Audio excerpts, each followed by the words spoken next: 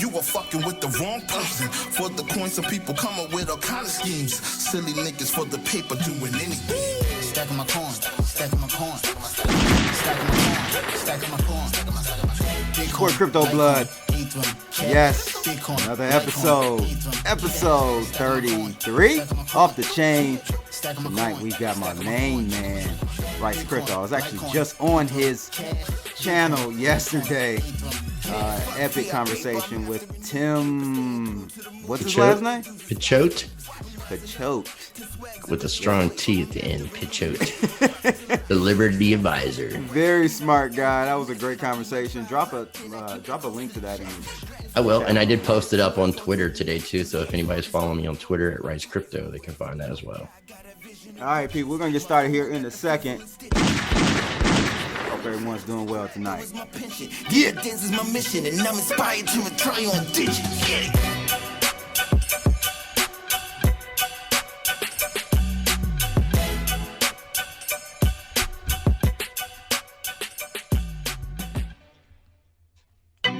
Fuck it. Do it live. I'll write it and we'll do it live. Yeah. Fucking thing sucks. We'll do it live.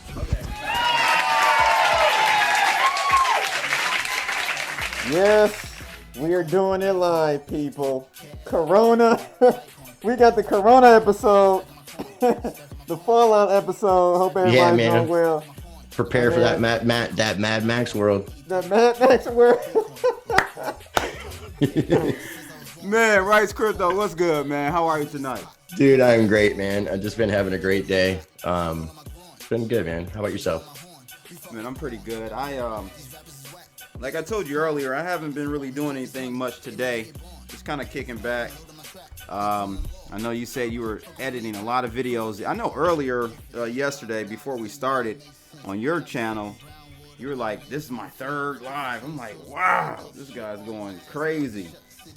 You were doing a lot of videos yesterday, huh? Yeah, and it's 3 interviews. It's going to turn into 4 videos. What I'm trying to do a little bit is work slightly ahead and build up on my content because I'm getting ready to launch an audio podcast and I'm still doing some tutorials on Audacity. And I want to make sure that I'm good with using it. And I'm going to be collaborating with somebody who's going to be helping me on the back end. So I just been trying to get prepared for that kind of. I wish more people understood how much work it takes to do this stuff, man. They don't get it. It's interesting. Yeah, we put a lot of work into it. Yeah, I mean, when you think about it, when you do it by yourself, I mean, like, you know, when you're scheduling interviews, you're doing the interviews. Sometimes you're doing research for the interviews. Then if you're doing like news, like what you do, you're gathering a bunch of different articles. So that's very time consuming as well. You know, you're just doing all this research and back end stuff. Then once you complete the video, then if you're not doing it live, you got to do some editing. You know, that's a totally another thing you got to learn about. That takes editing. more time than anything else. Right. Well, the rendering, I think, takes more time than anything else. Well, it depends. Yeah, it depends on your hardware setup, definitely. Yeah. And so, you know, in addition, then you got to think once we get all that done, you know, we got thumbnails, promotion, and all that good stuff. And then responding to people on social media platforms, responding to people on the YouTube videos. It's like, yeah, it's a lot of work. It's a lot of work, but it's worth it to me. But yeah, I do like to bring this subject up every once in a while because people need to understand it, man. And you know, I appreciate people. I know you do, who you know, support you monetarily, in whatever capacity. I don't know. You know, are you on Patreon? Man, I started a Patreon, but I'm not. I've got one person that signed up. No one's really like expressed interest, and then it's like until I get people there, I don't really want to do too much on the site because we talk about work. It's a lot of work that I'm putting into something for one person who's a patron. So it's like I've been promoting it, but nobody's really been biting on it. So, you know, I mean, there's a lot of content that I could be doing, kind of like unfiltered, uncensored Rice is what I really want to do on Patreon, but it just hasn't really picked up. You know, I mean, I'm still kind of at myself as a content creator. I'm struggling, you know, to build my audience, and I feel like I'm putting out quality content, but I've just hit over 2,500 subscribers. You know, and I've been interviewing people like Andreas Antonopoulos. Man, you had some big hitters. McAfee, Roger. You've had some Beard, big. It's crazy. The thing is, to me, I think it's like a lottery draw. Well, Honestly, I think too, like, it's because of some of the subjects I talk about, and that too. And you know, I mean, if you would have started out a year ago and been on the coronavirus trip, you probably wouldn't be at 10,000 subscribers right now or above. Right. So you know, it's some of it's timing, and you know, some of it's what you talk about. And because I'm an outspoken anarchist and voluntarist, because I'm interviewing people like Adam Kokesh and John McAfee, which those videos are automatically demonetized. YouTube just doesn't like me in the algorithm, so it just didn't really do a lot to promote me. I'm thinking I want to try to invest in. Somebody told me this is a good trick to pay for some ads on YouTube for some of your videos. Really? Apparently, like the AI algorithm likes to get paid, is what I'm starting to understand. So I'm going to try this, and apparently, a lot of the ads that you can run aren't very expensive either. You know, I think you can run very minimal campaigns just to try to feed the bot and see what happens. Interesting. I never heard of that one. But hey, try any and everything, man. Whatever will work. You know, it will stick on the wall, I guess. I want to give a shout out to my man Tim G, one of my YouTube members. Mick, he's a longtime subscriber. Mexican Charlie Lee, that's my guy. Ill Cryptmatic. Hope everyone's doing well, being safe out there tonight. Safe and healthy. Safe and healthy. Absolutely. Tonight we're going to be talking about a number of topics. Those, a few of them you see on your screen right now. NRA sues governor of New York for closing gun shops. That's a travesty. Binance acquiring coin market cap. First U.S. bank fails since the virus outbreak. I think it was in Virginia. West Virginia, okay. Yeah. And then there's this indicator many of you know about. Says that Bitcoin is going to 3K soon. 3K is really my floor anyway from a technical standpoint. So it was interesting when I was looking at that article. You know, it was kind of explaining why I was going to 3K from a technical standpoint. And I was thinking of it going to 3K for fundamental reasons. So what happens when you have both aligned, you know, both fundamental and technical aligned, then you definitely have a high probability of that happening. But yeah, that makes sense. Yeah, where do you want to start tonight? John Hill, shout out to my man John Hill. He just joined the YouTube gang as well. Thanks for joining, bro. How did you like that interview? That interview with Trader Jane. I put both part 1 and 2 out. Put part 2 out yesterday. I haven't personally had a chance to check those 2 out, man. I would definitely want to check them out because I like your conversations with her. It was a good interview. Some interesting stuff. Yeah, I'm gonna release it to the public here. I wish we had more insiders. I really wish we had more insiders. I'm gonna try to find more. We need more insiders. We need more whistleblowers. Yep, I agree. You could almost consider her a whistleblower. Yeah, I mean, to be honest with you. Yeah, in a way. I mean, really kind of disclosing what's happening. That's, to me, is kind of the definition of it. It was funny because I had while we were recording, because I did a pre-record with her, she kept saying her name. I'm like, yo, you gotta stop saying your name. You've already given too much, in my opinion, information away, if it's true, as far as where she is and lives and all that, but does she want the notoriety? She's like, oh, damn, sorry. Thank you.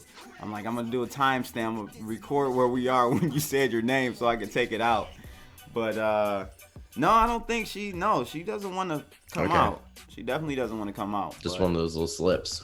Yeah, little slip-ups, man. Got to be careful. So, where do you want to start, bro? Like, we got a lot of good topics tonight. I mean, in a way, you kind of were. You started talking about that Bitcoin indicator. We can kind of just progress a little bit more on that because I'm not myself. I haven't had the time in over a year to really focus on trading.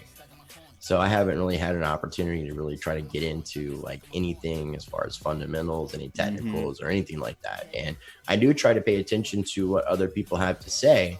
Right. But the thing for me, like overwhelmingly, is that as far as our economic position, like where we are, our status currently right now in the world, it's very questionable. And we're in no man's land. We're in a territory we've never been before. And with that being said, I feel like, and no offense, but I feel like everybody's just making an educated guess and no one really has any clue. Now, in the past, before this, I would say there were some people that knew and had a really good understanding and idea, but I don't really feel that way right now. Really? No, I don't feel confident in that sense because so many different things can happen. And it just kind of puts us in like, no one was expecting this virus. I mean, do you think it's a virus? Do you think had the virus not happened that we would be where we are with Bitcoin? That's a good point. Yes. You think so? Well, not. That's a good. That's. You a think good we point would have? you You think bring we up. would have? You think we would have dipped below 4K right before it happening? Like 50 days before it happening? No. Without a virus. That's what I'm saying. No. So I mean, but that's the thing, though. we don't know what could happen between now and the happening. Like there could be so many different things that could take place that could just skyrocket or just screw everything up.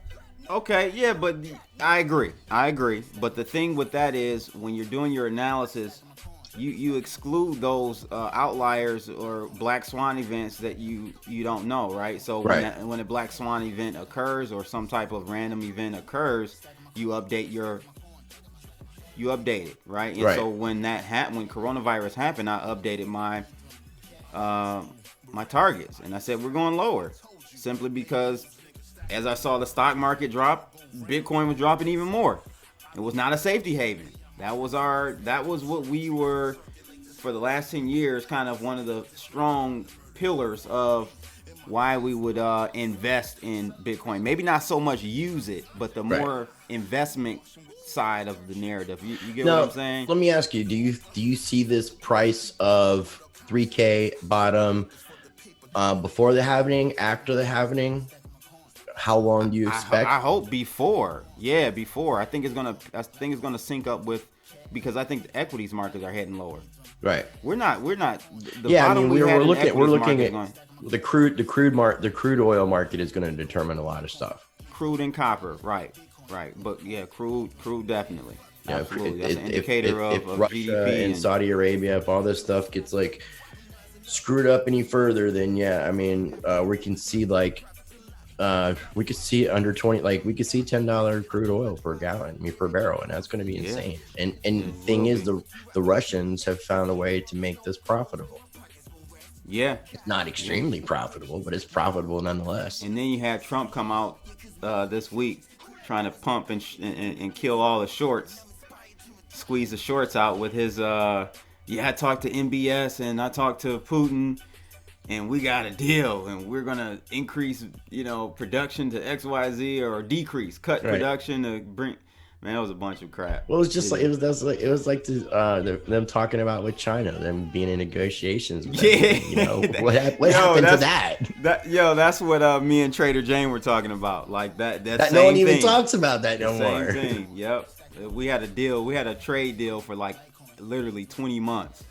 Yeah, and all of a sudden it's like nothing. No comment. Right. So tonight, I guess we'll start off with Cointelegraph. Let me fade this music down a little bit. But one more thing though, real quick. Once we hit the halvening, though, do you see us staying in a lower price range based off your analysis? No, and that's interesting because normally we have a little sell off. Markets. Right, but markets are normally forward pricing indicators or mechanisms, right? Okay. So whatever price you see today for Bitcoin is actually the price that the market as a whole thinks that it's going to be in some future. Interesting. Month. Okay. Yeah, that's how markets are, and so that's how equities are. When you see a Dow, wherever we are, 20,000 right now, just shy of 19. That's where we're pricing forward. It's not today's price. It's It's the forward price. So see, I've never really. I mean, I try to. I do study economics and things like that, but I've never had any interest in the stock market, forex, or any of that type of stuff. So I don't really understand a lot of the little nuances and all the little details, but I get the gist of how the whole system works. Yeah. No. So to answer your question though. I actually think the reverse is going to happen this time. I think, normally it's buy the rumor, sell the news, or i.e. buy the happening, sell the actual happening. Yeah. I think it's going to be the reverse because we never had it. So it's going to, we're going to sell the rally.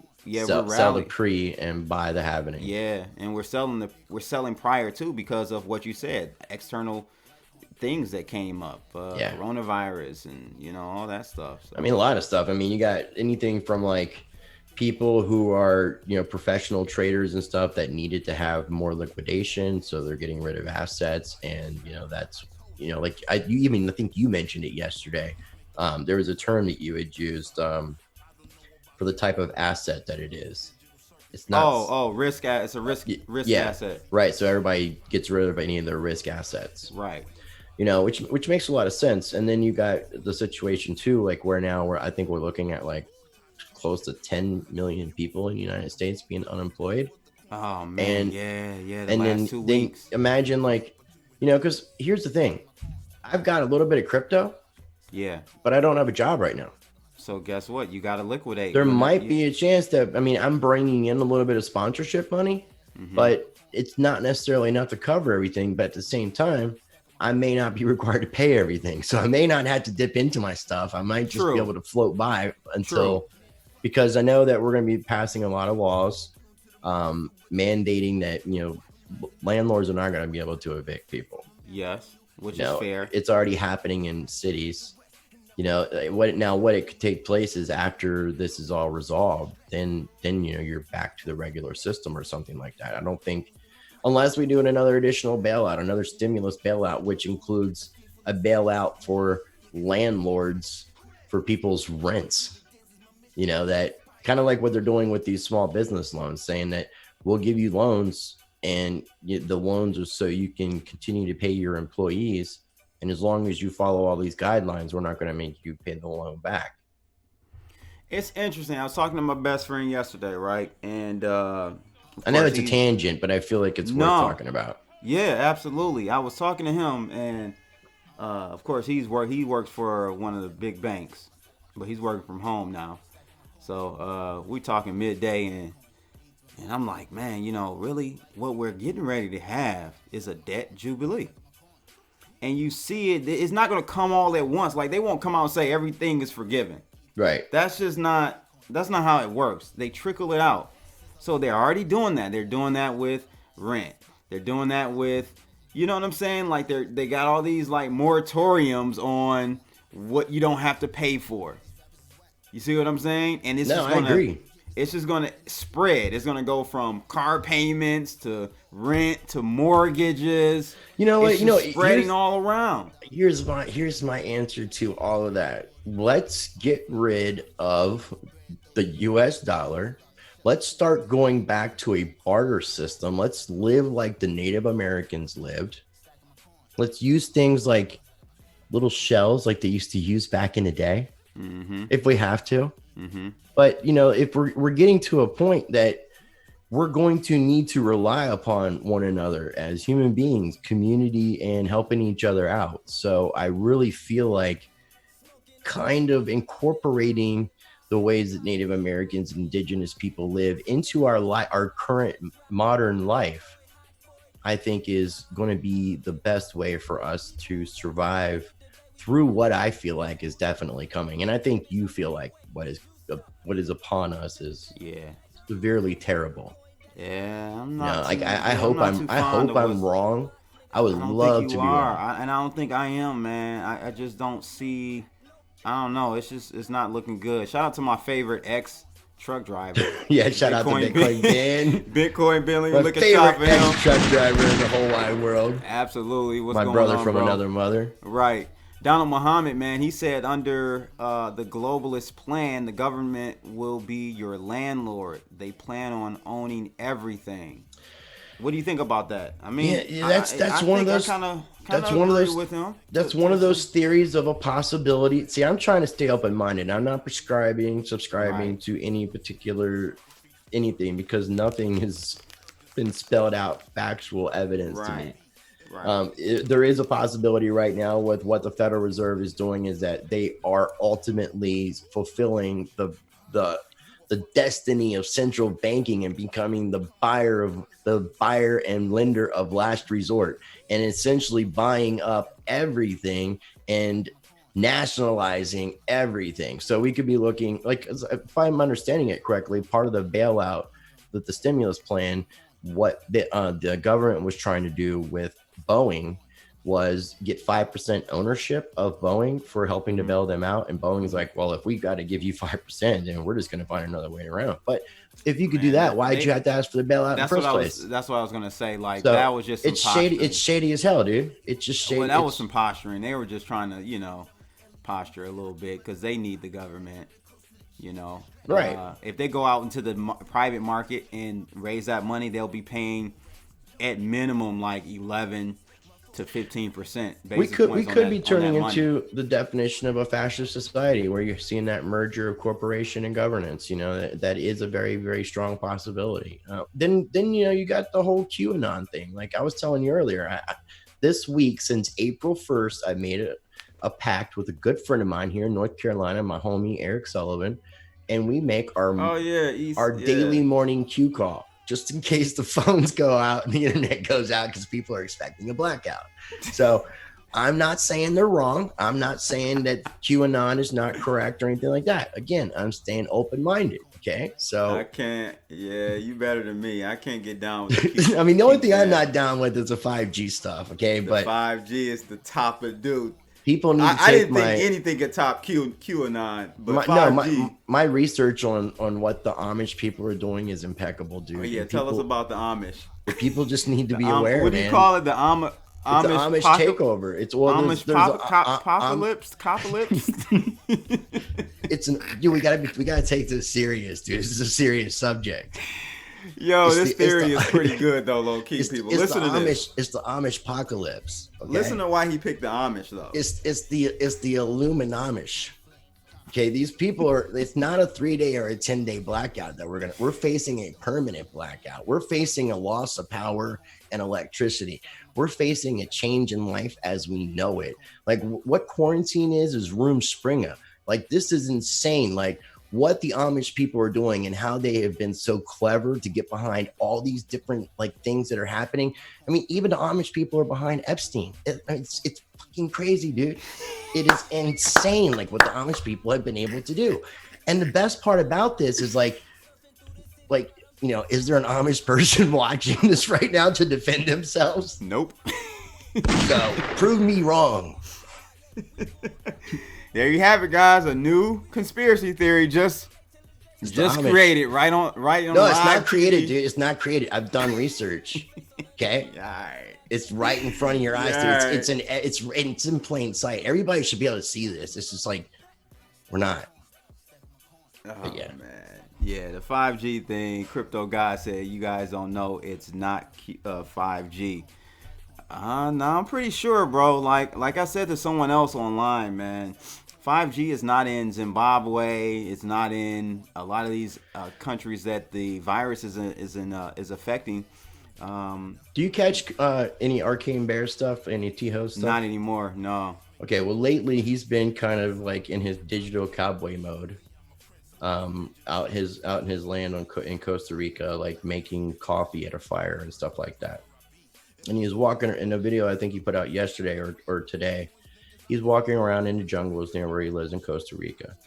And he's talking about the 5G thing. There is no 5G at all in Costa Rica. None. None at all. There's absolutely none in the jungle where he's at. Right. And he was saying the exact same thing that you're pointing out. Oh, okay. Yeah, well, it doesn't take a rocket scientist, dude. You don't have to be smart. You just got to use common sense, people. It's a virus. I was telling the guy, my wife works in the pathology lab. She's dealt with the virus. It's just a virus. Like any other virus. I mean, when I say it's just a virus, it's got a lipid layer. It's got an RNA. It's a virus. You've been studying medical stuff here, man. It's just a virus, bro. What the hell, man? I just don't understand. But let's get to this this first one here about. Oh, we haven't even gotten to anything yet. We haven't even gotten anything. So they're saying a lot of, I guess, quote unquote professionals are saying that the Elliott wave pattern is forming on the lower time frames, which is indicating that we are heading lower in Bitcoin. So is that the indicator that's pointing towards this 3K bottom? Is the Elliott wave indicator? You know, right. Well, it's a pattern. It's like it's a pattern, right? That you count the waves in would that incorporate like some of the hyperwave theories? Yes. Okay. Yes, kind of in that whole similar Witkoff, hyperwave, Elliott, all that, kind of in that camp. Yeah. See, I know a little bit. I hear you. Just not, I'm not like, you. Yeah. I'm not CB. You throwing some? I don't know, man. You may be fooling us here, Amish man. So no, I'm not. I don't do that, man. I'm not that smart. So look, the bearish count they have is a 535, or the AB, which is right here at the 3 area, is where these individuals think we are. We're creeping like at that B point right now, where Bitcoin is essentially, guys, right at the B wave or apex. So we're going to be heading lower from here, they say. Now, can you break this down into in your eyes, like without like, and this is obviously not financial advice, but could you break this down to like a time frame when you fit this in perspective with the idea of the halving? In what regards? Like when and where we're going to dip and when and where we're going to pick back up? So that we can help everybody. I don't normally pinpoint exact because I play it out as it goes. So I'm not one of those like super, But just because we're in a tight crunch on May there. 15th at 12 p.m. it's gonna touch 3,000. Like that's. Well, I wasn't asking for a specific time. Maybe like a 48-hour time period. Like you think, because I mean we're down to what, like 39 days roughly. I don't know what the exact count is for the halving. Yeah. Because I know we've been having issues with blocks taking a little longer as well. Mm-hmm. Which I think that's kind of corrected. It's interesting, man. This will be the first time that, I mean, yeah, we got, like you said, 40-something days left, but it'll be the first time that we haven't seen a rally start at this point. In all past halvings, we've seen a rally start by now. Right before the halving, and then as the halving took place, you saw a little sell off that would have maybe lasted like somewhere around a 6-month time period, and then you'll start seeing everything pick back up, if I'm not mistaken. Yeah. So yeah, but I mean, this is only the third halving too, and then you got like this completely unpredictable. You could predict the financial collapse. You couldn't predict when it was going to happen, and you couldn't predict the addition of the salt and pepper with the CV19. Yeah, exactly. Most can't predict the time, man. The time is crucial, So, guys in the chat room, let us know, what do you think? Where are we with this Bitcoin? Are we heading higher?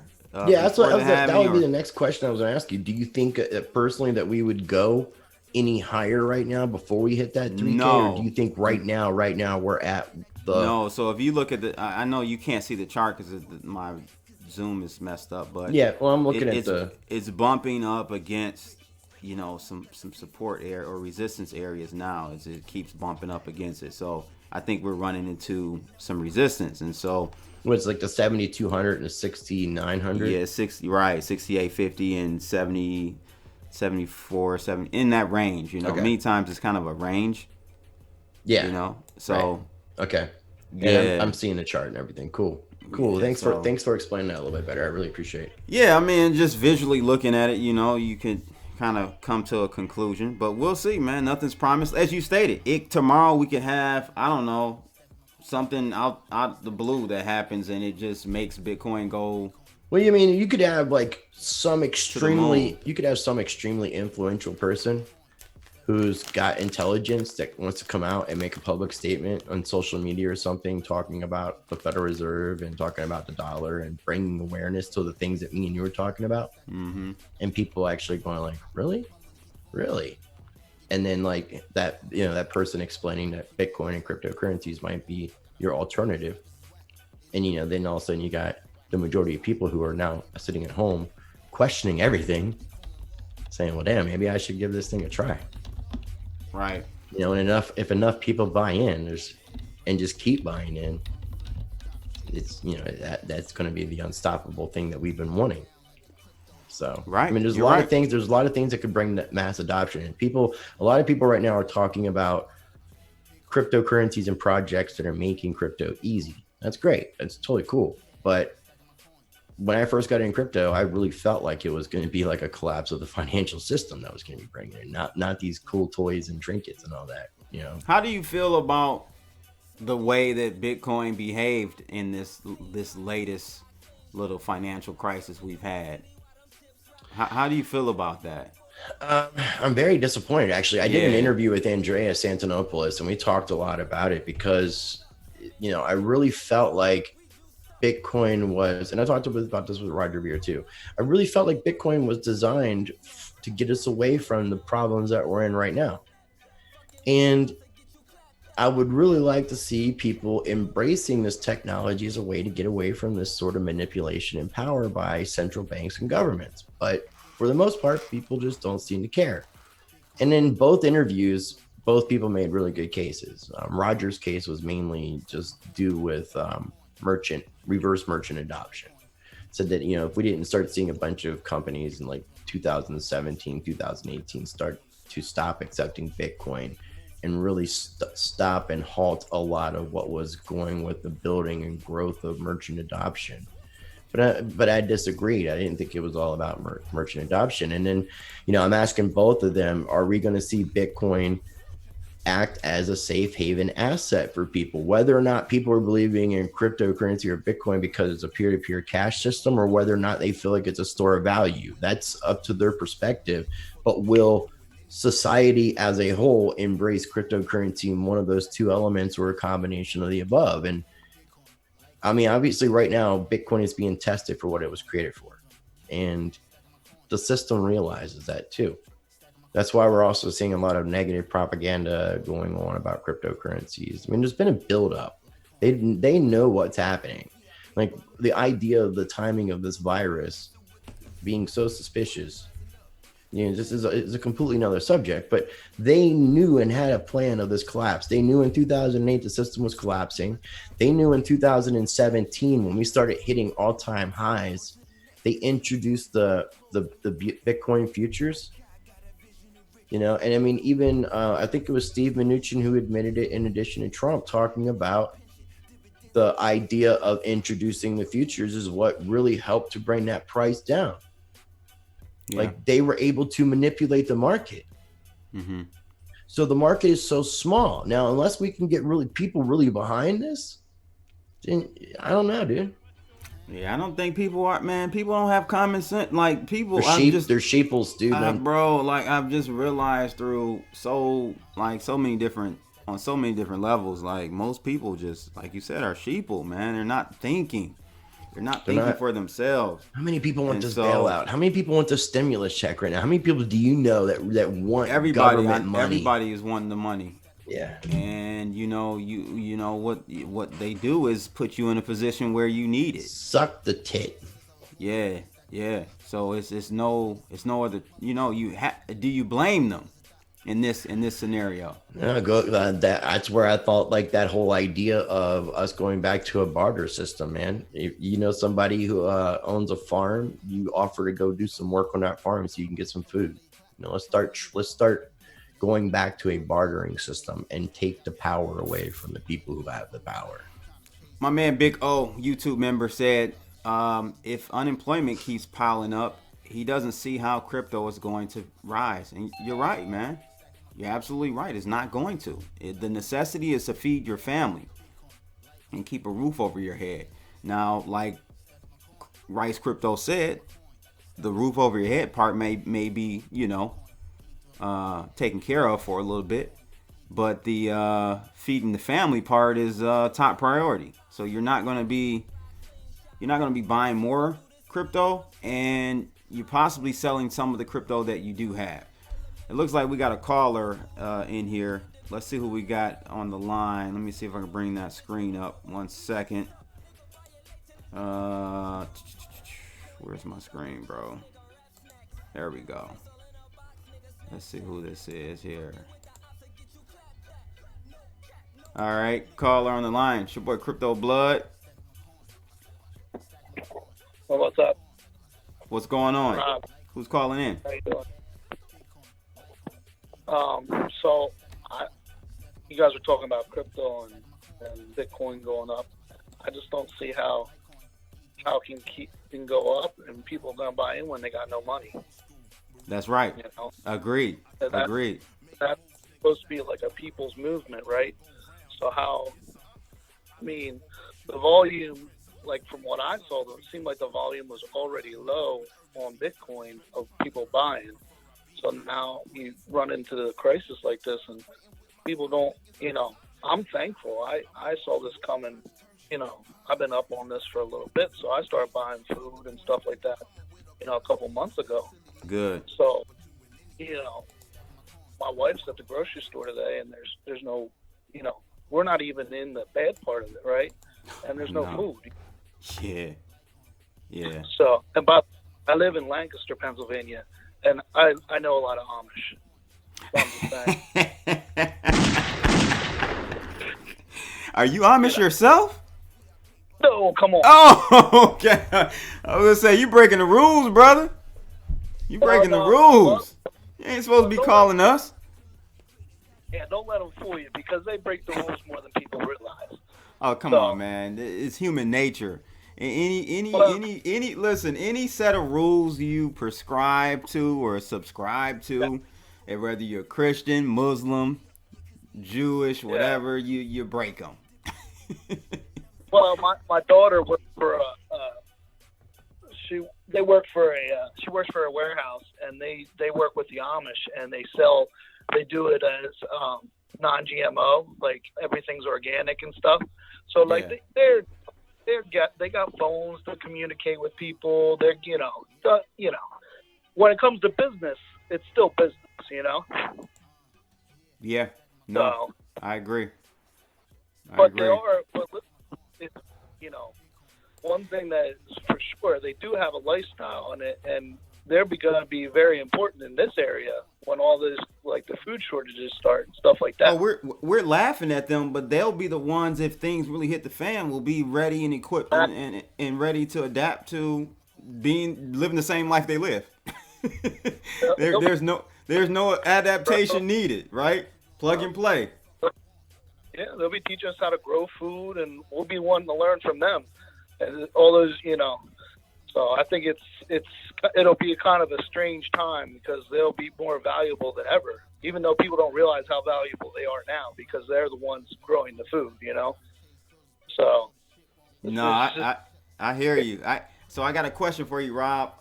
The topic that we're going to talk about now is the NRA and them suing Governor Cuomo out of New York for closing gun shops. He basically didn't list gun shops as as an essential business. What are your thoughts about this? California did the same thing. Well, I was always a gun supporter, but never a gun owner. Okay. Until 2 months ago. And wow. This funny thing happened. Like, I never even thought about buying a gun in my life, and just assumed that, like, I'm trying to learn from my friends. Some of my friends have guns. They showed me how to use. Went to their house and used some guns and stuff. Went to go get the gun. Waited like 45 minutes. Got denied for the permit. Wow. I was like, what? Why? Yeah. Great. Well, I don't want to get in your business, but okay, yeah, go ahead if you want to. I mean, a long time ago, I was arrested, like 20-some years ago, for like a misdemeanor. But like, I asked all my buddies and stuff, and like some of them had been, like I talked to people. Some of them were arrested. I don't know. I don't know. They said they think something got messed up and I should go back again. But anyways, it's just kind of crazy because I was watching this go on in China, and you're watching elite videos, like I'm sure you were, and like you ever see the one video where the only people in the video that have the guns is the government? They're just hauling the people off. You don't know where they're going. You hear gunshots in the background. I mean, I don't know. Like I think that scares me. Like the NRA having to sue them scares me. Well, maybe Rice can chime in on this part after he lights his spliff. What do you think about this whole NRA thing? And you can kind of chime in on the whole Constitution. And I mean, if you believe that even exists really anymore, but if it was originally, can you hear? Oh, you can't hear? 1 second. Hold on 1 second. Let me see. Unmute you. There you go. There we go. Yeah, I muted myself, and then I think you muted me because of my extracurricular activities. No, I didn't. I don't know. It was weird. It was that new version of Zoom. Yeah, it's a new Zoom, man. Okay, what are your thoughts about? Oh, you said you're trying to send me chats and stuff. I didn't even see none of that. Oh, that's cool. It's all good. I was just telling you I was muted. It was all good. So what are your thoughts about this whole, because really the whole premise of us having guns was to protect ourselves from the government. Well, I mean, right? Okay. Well, it was the right to form a militia. And you can define that how you want to. And it could be to defend yourself from the government, but I don't think it's specifically written in those type of form. Now, with that being said, fun fact, I'm from Northern Virginia. I used to be an employee for the National Rifle Association. I worked for the National Rifle Association for a couple of years. I worked in the membership division and the Institute for Legislative Action. I was a musician and just big on our right to freedom of speech, and all of our rights kind of tie in together. So I had to support all of the rights, and that includes our right to bear arms. So, but what I thought I understood was, and maybe I'm wrong, somebody had told me that Donald Trump was encouraging people to, or he was keeping the gun stores, not encouraging, he was keeping the gun stores open as essential businesses. And I thought that was federally mandated. It was. If something is federally mandated, then you're supposed to have the states recognize that. I mean, we see conflicts with marijuana, but the gun issue is very questionable. Now, I mean, you got to also take in consideration to the devil's advocate point of view. I mean, look how many people you have in New York, how much chaos you got going on. And I don't think that everybody who would be going out in New York City to get a firearm are going to be doing it for defense purposes. So I think by kind of killing it when you got a really extremely populated city where really bad things can happen if people had guns and decided not to care for other people's lives, it could end very badly. So I can understand what the governor's doing, but it's not right. It's not right. The thing is, Rice, I can't understand. It's unconstitutional, and I think what should take place is the people who are citizens who live in New York should be suing the state of New York for violating their constitutional rights. In all honesty. But what I can't understand is I can't see where he's coming from, because if you think about it, bro, first of all, New York is one of the hardest states to get a gun in. So it's not like, you know what I'm saying? You would be keeping the shops open for people that already have gone through all the hoops and loops to get a gun. The goons ain't going to the gun shop to get the guns. But we're still seeing record number of gun sales take place too. So, I mean, the good thing about something like this is, especially in New York City, regardless of the fact we have a what the government and media likes to call a black market, but what I like to refer to as a free market. And I'm sure there's lots of goods that are available for people. Yeah, no, I mean, like I said, I just don't think, the goons aren't going to the gun shop anyway. They may go there to get some ammo, maybe, but other than that, they're getting their guns off the streets. I just try to stay open-minded. Go ahead, Rob. Yeah, sorry, dude.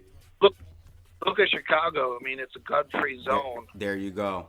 Prime example. 1.5 people die a day in Chicago. Prime example. And it's not the good citizens out there shooting them down.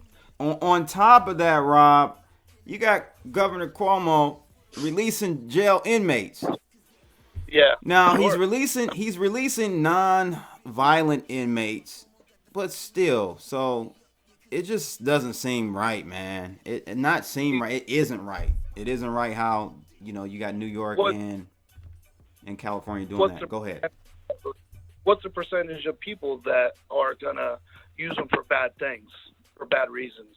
I gotta believe it's much insignificant percentage than it is of the people that are gonna use it for what they need it for. So I'd rather see those people that need it protect themselves. It's like it's for me. The whole reason I got it was like I started buying food. Right, I buy food. I started buying silver. I start buying these things. If you buy that toilet paper, man, that toilet paper's like gold. Yeah, right. As soon as you're gonna be wiping your butt with dollars and keeping the toilet paper. Right. But the gun was like, if you don't have these things to protect the other stuff, then what are you gonna do? Right. Then you're gonna be gunless and foodless and waterless. Right. Assed out. That's not a good scenario. Yeah. No, yeah, I mean that's crazy to think about, man. I mean that's why I really encourage people to like really more than ever to be the change they want to see in this world. We need to keep our humanity and we need to work together and not against one another. We need to set a better example for the people who might not want to be in that same spot. I think the more people are trying to be good humans. Slav 733 said, "I'm from Chicago and there ain't no guns left in the shops." I believe it. Yeah. But are the shops open? I would be curious about that. What I mean? Or are they just, all right, there's no guns left. There's no point in being open. It's like the silver dealers around here are closing up because they don't have silver to sell. Yes. Why even they're actually closing up their businesses. And so those are like the unintended knock-on effects that we don't think about. You never thought in the financial crisis that the silver dealers would go out of business. You always thought they would be booming and they would be selling at just a higher price, but literally they don't have anything to sell. Yeah, well, they are selling at a higher price, but they can't get any more stock. They can't replace what they're selling. So it's like, they're ultimately selling out. It's not necessarily going out of business. It's just, I guess, retiring. Because, going out of business to me is kind of like you've had a failure in your business. Not being able to get a supply of something you sell, I wouldn't look at it as like a failure. That's just more of like your industry has just become obsolete at this point. I was thinking one good thing about this is I think people have to realize is the importance of the worker. I don't think people are paying enough attention to that and realizing like all these people are going to get laid off and the economy's stopping. So what that tell you? It tells you that we have far more power than we realized. Things stop when we don't work. So like maybe hopefully at the end of this, after hopefully we come out on the other side and figure out things, we realize how much power we do have, and somehow we come together because economically. I post things on certain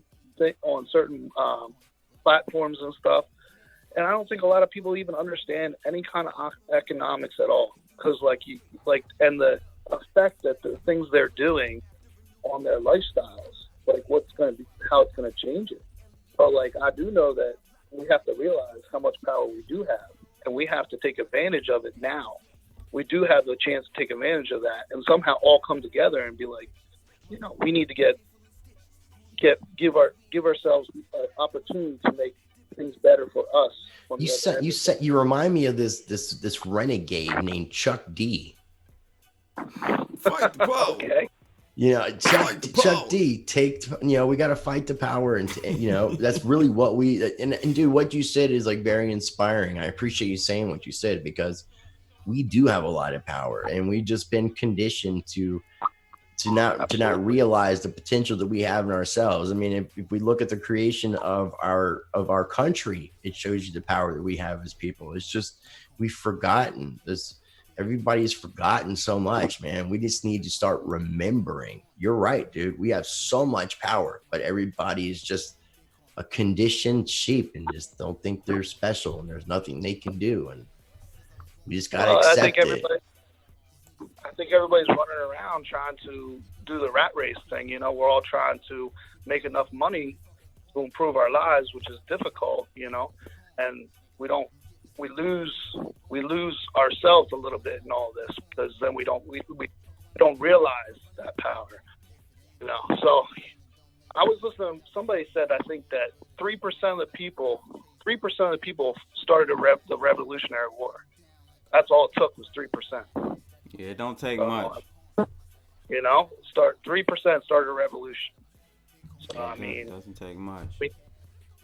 I feel like it's that time period, man, depending on like how things pan out over the next, you know, month or so. I mean, my concern is, you know, I hear you guys talking about, you know, banding together and kumbaya, and that sounds good and cool, and it I think that will work for a little bit, but let things get to the point where we literally can't find food.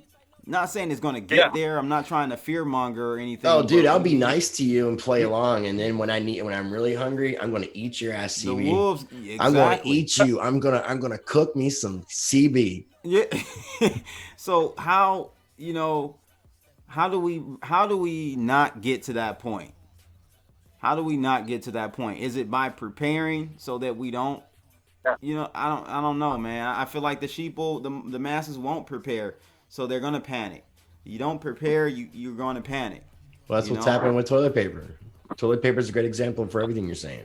Yeah, I guess. Yeah. I was a rural area, and my wife was at the grocery store, and they sell at the grocery store in PA. They sell alcohol, but you're only allowed to get 2 items per customer. So this one lady left her cart, right? But you have to pay for the alcohol when you go in at the beginning. So you basically pay for your alcohol, get your alcohol, and then you go around and shop for your groceries. And somebody stole this lady's cart with her alcohol, like just right in front of everybody. So the lady walked away from her cart. That's just, and we're not even, you know, like these are the things, like imagine 4 weeks from now when realizing all the stuff sets in. That's happening already, though. I mean, there's been like just right when the first week of the coronavirus stuff was being taken seriously, you know, which I think now is like 2 weeks ago, maybe 3, because everything's starting to blend together. But at that time period, I mean, there was a lot of preparation for exactly what you're saying, and you know, getting people in that mindset. But you know, again, just people were not paying attention. No, I don't think so. I think this is where we see the faults in our education system, whether the government is doing it intentionally or whether it's just, you know, the downfall of our education system. We don't understand economics. We don't understand, like, just simple things like supply chain. Like, people don't realize how to balance a checkbook. Yeah, they don't get it, and I don't understand. Yeah, me and Trader Jane talked about that over the weekend, or Friday, I should say, regarding supply chain. And she has a background in commodities and like farm agricultural stuff. She has a degree or something in that or whatever. And she was just saying, like, Midwest. She brought up the point that one of the callers from last weekend said about the Midwest being in a pretty much famish scenario this season. And I didn't even know that until he said that. But we've got issues in the supply chain from both sides, like from other countries coming in with goods, of course China, and even internally. So yeah, I think it's only going to take like another month or 2 for it to show up. See, that's been one of my biggest concerns and one of my biggest questions, and I'm not really able to get any real answers about it. So when you have warehouses, you have these big, huge mega warehouses that store boatloads of stuff that deliver to all the little small warehouses. So I'm curious how much stuff is still in those big mega warehouses and how much stuff is being delivered to those mega warehouses. because I did go out grocery shopping the first big week of what was happening, and it was like everything was pretty much sold out. Like I went there, like it was very slim pickings with food. There was no toilet paper. I went out the very next week, which was last week, and it seemed to be more food available. It wasn't exactly normally fully stocked, but there was way more food than the 1 week. I went around to a couple different grocery stores and was able to find 2 places that had toilet paper that were limiting how many people were getting it, but it was there. And there was some bread and there was other things. And it seems like there's still those kinds of things. But I'm wondering, are we going to get to a point when we start running out? Because if we keep seeing the unemployment numbers in the United States build up, all that stuff is happening all around the rest of the world. Everybody's in quarantine pretty much. Yeah. You know, so what is being produced very limitedly too. And then, you know, we could be looking at the situations of war. And if China's producing a lot of goods, are they going to not give us any goods? So it's like, how long before we could run out, and how much stuff should people really have? And why can't we get truthful, factual information so that people can make educated choices about what to do, instead of like everybody scrambling around, not knowing what the hell is going on? Yeah, you know, it's interesting though about China, man. They're actually in worse shape than us because they import most of their food, from my understanding. Food, yeah, they import the food, but they export the goods. Yeah, but you need food to live first, I mean, before you can export any goods, you know. So there was a big article in Yahoo how they're already having food shortages now. Everybody's, I guess, coming back out from the quarantine. They're going to the markets and there's a lot of empty shelves and stuff. So like, I guess that it was in Yahoo, and I was just reading a little bit before the show started. So they're already having problems over in China. So I mean, you think about most countries, if you have a pandemic going on, at some point when your people need things and you're exporting things, you're going to stop exporting things and hoard those things for your own country. That's right, and it's happening. We see it in India. They're hoarding the APIs, which is the pharmaceutical ingredients for a lot of the medication over here. I mean, it's kind of understandable. It's happening it's understandable to take care of your nation. Yeah. I'm not gonna say anything negative about that. I just saw Trump say he wasn't gonna send, I forgot what, ventilators or something. He wasn't sending something to Canada, and they got mad at him. Trudeau did. But hey, I agree with it, man. At this point, we got our own company screwing us over, i.e. 3M. And I don't know if I don't think that's one of the topics for tonight. I think I did have it as a last article that we could touch on, Rice, but 3M really tried to screw. Okay, let's talk about the 3M thing, because it's something I have some interest in. Like, I'd like to understand the situation a little bit more. So can you explain it so I have a better understanding, sir? Yeah, so the 3M situation, essentially, man, they were going out, and this is about a month ago, when you know, we were looking for masks. You know, I can't bring this article up because there's a paywall on it. Yeah, I couldn't look at it. I saw that. Yeah, I didn't realize that. It's cool. We're so 3M was exporting these masks to other countries and to the highest bidder, basically, and was sending a lot of them to China. I mean, that's capitalism, though, isn't it? Technically, it is capitalism. But in a time when your country is you should in be dire straits, right. You should be looking out for your country, and you shouldn't be trying to profit off of it and looking and making it all about dollar signs. I completely agree. I mean, if you're gonna do it, at least let it bid to the highest bidder in the country. Yeah. not to China, where what I'm hearing was China was buying them and then selling them right back to us at a higher price. I wouldn't doubt it. Did you see where they were, the local and the federal governments were bidding themselves up to buy supplies? They're bidding against each other to buy supplies and bring it. So, that's just madness.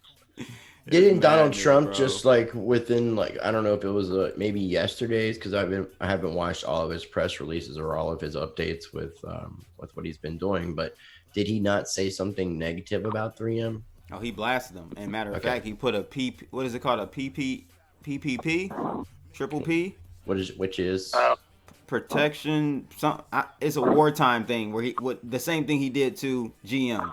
Right. Which with the executive order, he can do that to everybody. He can. So he slapped it on 3M and said, "Look, you can't now. Now you're not selling anything. Right. It's all being made for the United States at cost. You're selling it at cost." Yeah. Like a hostile over. Yeah. That's scary though. How do you feel about that, Rob?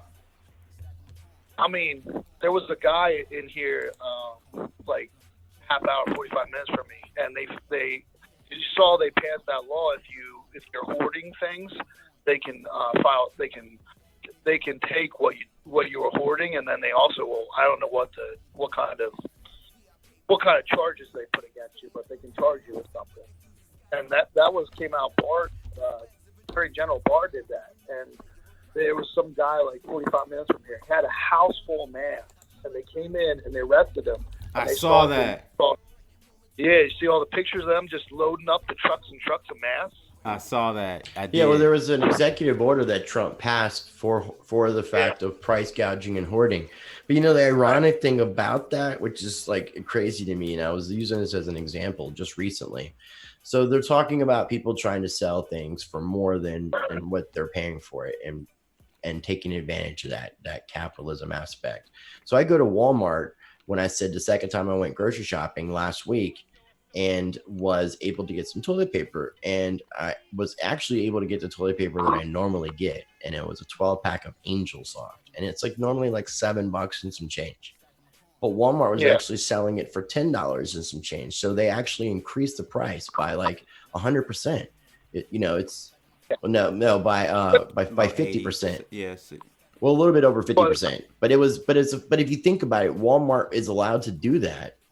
But the everyday person is not allowed to do that. So, I mean, it's like, I don't necessarily think that it's right for people to hoard stuff, but I don't think it's right for us to be able to allow businesses to be able to charge more. Bryce. That's the problem. Where do you draw the line? Right. Where do you draw the line? It needs to be the same for everybody. If no price gouging means no price gouging. Well, not only that is, I don't like Rob said, and I saw that story. I don't agree with the story of the police coming in and taking my man's mask. I don't agree with that. No, but the executive order disagrees with you. So I know. I'm just saying, like, where? So what are we going to do about it? Like, what are we going to do about it? We're just going to sit here and just let it happen. I mean, what happens when they just come in and take? But let's say they find out I have 4 months worth of food left in my house. Does it stop them from coming into my house and taking that food? No, I mean, what's going to happen? We're going to end up having a problem where we fight each other as opposed to us standing together to fight the government. That's exactly. We're gonna eat each other alive instead of just going after the problem. Because what? I'm with my man who's hoarding the mask. Like, if you had the fortitude and you had the foresight to see that you needed masks, but our big ass overweight bloated government couldn't figure that out 2 months ago, while they were telling us don't wear. No, not only did they not say you don't need a mask, they went so far to say don't wear a mask. Don't. You're just gonna like freak people out. Don't wear a mask. Well, at what point do we not say, or is the government, whoever making that decision, to say something like that? Like, people are literally mocking people for wearing masks. Like, this is the stupidity, I feel like, of Americans sometimes. The stupidity. Like, what about the people having coronavirus parties, and then people ended up getting coronavirus at the party? It's bad, man. On spring break, and there's a pandemic. So I want to hear from all those people that were on Facebook and Twitter yelling at people for wearing masks. I want to hear from them now. I want to hear what they got to say now. Right. The lesson that should be learned here, ladies and gents, is that do not trust your unfortunately, you can't trust your government for any type of news Don't trust, that's timely, verify. that's timely and correct. They're all I just haven't seen yet, because the reason is because there's an incentive for them to not tell the masses things until they've got their ducks in a row. That's going to be the scenario. Same thing happened with the stock market. Look how many politicians sold and stuff. Look what was going on there. Look at all the different CEOs stepping down from companies. Everybody knew of something that was going on down a pipeline, but didn't let the general people know until everybody got into their safe boat, their safety net, and then they're like, okay, cool. Now everybody can know. So let me just get to Junaid Akeroyd. Hope I'm saying your name correctly. He or she, I think is a man. He says the don't wear mask was because they knew they were short and needed it for medical workers. We gave China 14 tons of masks in early February. That's crazy. Yeah, but if that's the case, I mean, then if that really was true, then they don't need to tell people not to wear a mask. What they need to tell people is we have a shortage of masks, that you need a mask, and if you don't have a mask, then stay your ass home. Well, then why didn't they? But it's logical. Why didn't they take that time then and say wear a bandana like they're saying now? Or you know what I mean? Like there's plenty other. If we had a shortage of masks, why aren't they coming out with all these? You know, they said, oh, if you don't have masks, start using bandanas, use what you need. Why didn't they say, instead of saying don't wear masks, say, hey, we have a shortage, you know. And then all of a sudden, like I see it all over Facebook, all these people making masks and stuff. You know what I mean? Yeah, shout out to those people who give like videos on how to do it, even give all the information on like the patterns so people can make these very easily. So thank you to all you people for doing this to help us, because my girl is actually making some masks based off of like videos and stuff like that. So thank you so much for that, man. Absolutely. But the government's story doesn't make sense to me. Like it doesn't. Okay, listen, don't anybody wear masks. It wasn't. You know, at that point when we're talking about what was that, like 2 months ago they were talking about that, we told everybody not to wear masks. Why didn't you say that? Listen, everybody, we have a shortage on masks. We're going to do the best we can to get it because they don't know what the fuck's going on. Well, not only that, but government's main goal is perception, to maintain a certain perception that they know best. For everyone, so what they think they know best. Well, right, but what I'm saying is, if they come out and say we made a mistake, right, or we were ill prepared, that narrative doesn't build confidence in the masses to look at the government for direction. So they rather endanger you, kill you, than to admit they didn't prepare. They just want to look good, no matter what. No matter what. And that should show people a lot. So I hope that people, when they're sitting at home in quarantine, have nothing to do but sit there with themselves, I hope they start waking up to these realities of things that we're talking about. And that's what I was talking about earlier with like coming together and realizing the power we have. But like you said, how long does that last? But that too. But why, Rob? Why aren't people mad right now? Seeing a complete 180 reversal in the narrative from the government, and people, they try to play this politics game, this left-right partisan game. It ain't just even Republicans, that, bro. It's both of them. Yeah, they're on the same. It's like the NBA. It's all the same league. It's just people playing. They're all on the same league. They're different teams playing on the same league. They're working together. They get on Trump. We know how Trump is. He's a businessman, so he's trying to maintain a certain narrative and everything, right? So he's coming out initially saying, "Oh, don't worry, it's gonna all go away. It's gonna be here today. It's gonna leave. We're all gonna be fine." Okay, then you see the narrative shift, but at a certain point.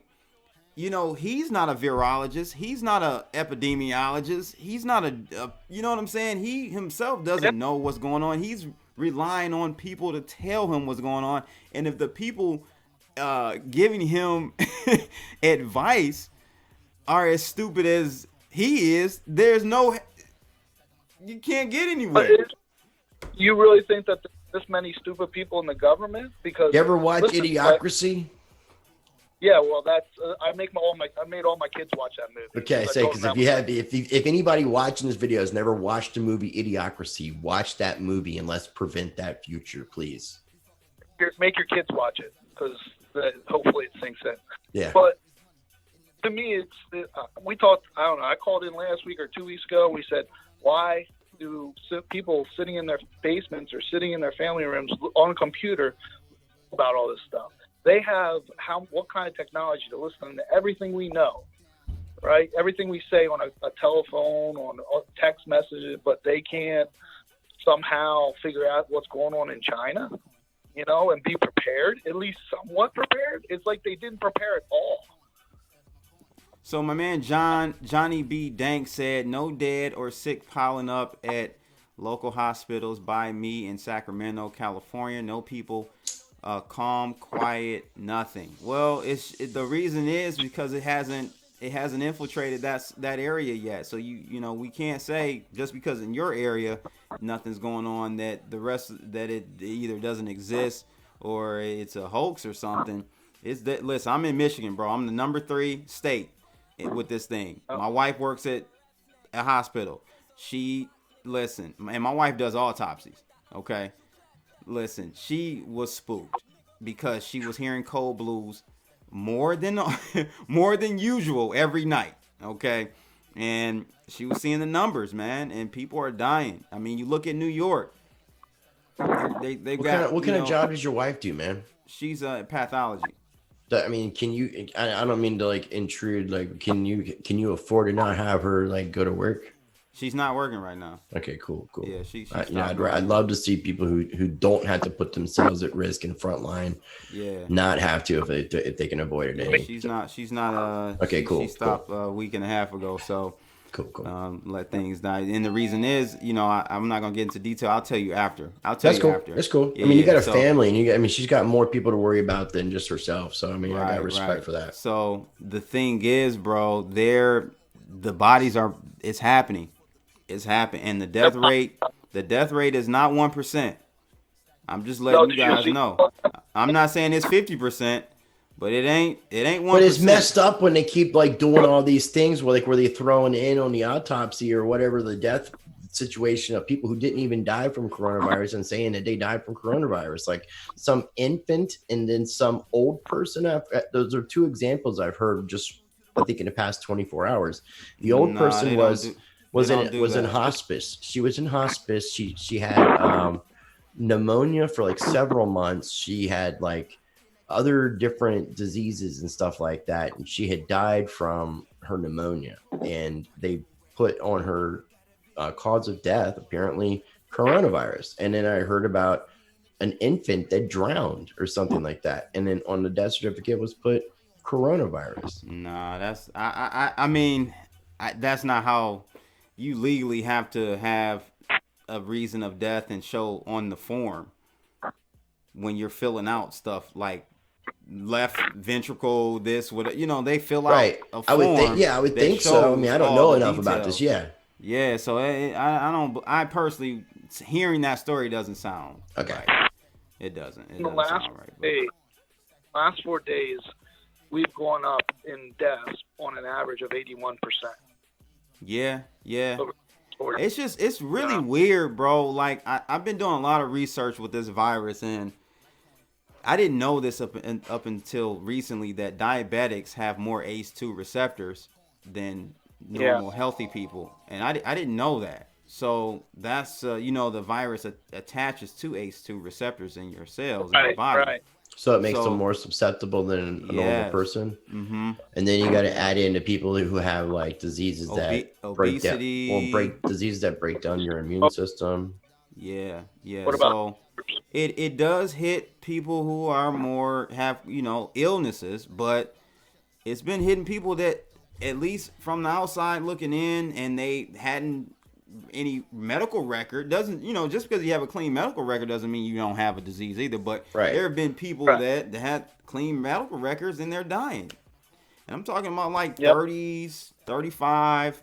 My wife's She's taking, a class at a university here.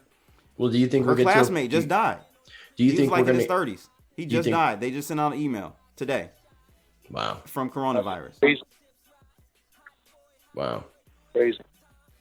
So, do you think we're gonna get to a point that, and I kind of feel like I'm leaning towards yes on this, but that basically everybody in the world at some point is going to get infected. It's just a matter of whose body's strong enough to survive. Yeah, no doubt. This is so virulent.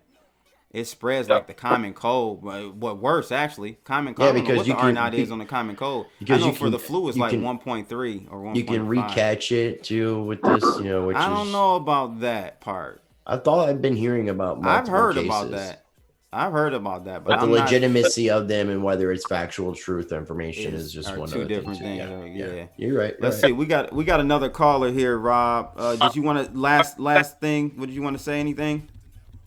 No, I just wanted to say, hey, thank you for your hard work, because I do a podcast, and I definitely know what you're talking about, how much hard work this.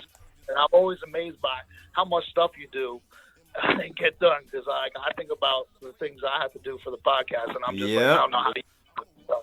So people don't understand. We appreciate it. Yeah, thank you so much, man. I appreciate it. Thank you so much, dude. All right, thanks for calling in, man. You made this conversation a great conversation.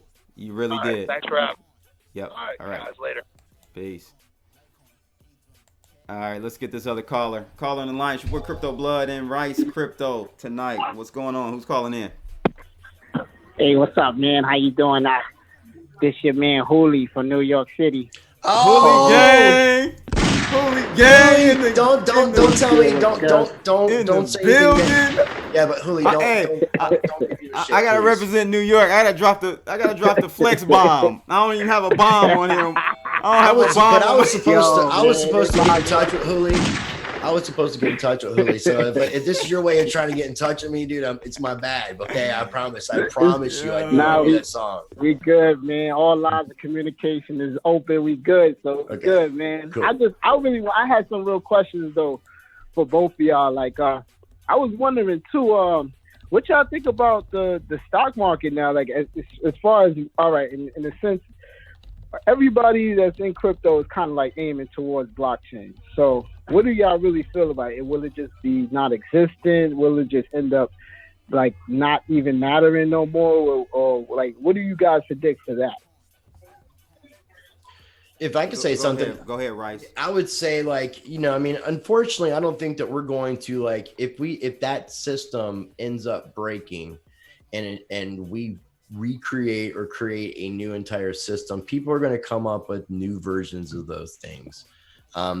I would just like to see us make those kind of things be more decentralized, like kind of what Reggie Middleton was trying to do with Veritasium until the SEC wanted to get involved. Crazy. But decentralizing trading of assets, I don't think we're ever going to see like people not wanting to invest into individuals or companies. I don't think that those kinds of things will ever stop unless we get rid of the idea of currency and money in general, and just we end up having free energy and we're able to work towards the betterment of our planet. I see us following in a lot of our old footsteps and just trying to, but the best thing we can do is just decentralize the things that are causing problems. And really Reggie, what he created with Veritasium was an answer to that. It's just, unfortunately, it was confiscated by the U.S. government, and Reggie can't talk about it. Unfortunately, it sucks. Yeah, it's crazy. I was actually watching the price of Veritasium. It's so low. I was just like, what the hell happened? Like, damn, like it's just shut down. It's just crazy. I mean, you don't know like the news about that? No, I know that basically the SEC, the SEC kind of like just got on his case and just basically shut down this whole project. But it's just, I just looking at the prices, and then every now and again you see it jump up. It's just like, I don't understand. Me personally, I don't understand what's going on with that. But the government confiscated. The government confiscated Reggie's and the company's holdings. So what's out there on exchanges is like what people who believed in Veritasium or who were trading Veritasium on exchanges. So I even CB, are there any exchanges still trading the BitConnect token? Big. Yeah, I think it is still trading out there, low key. I'm not sure what, but yeah, like I said, when Reggie pivoted toward doing the whole gold backed thing, I was like, I already didn't understand it fully, and it really wasn't for me to understand because he was really going for institutional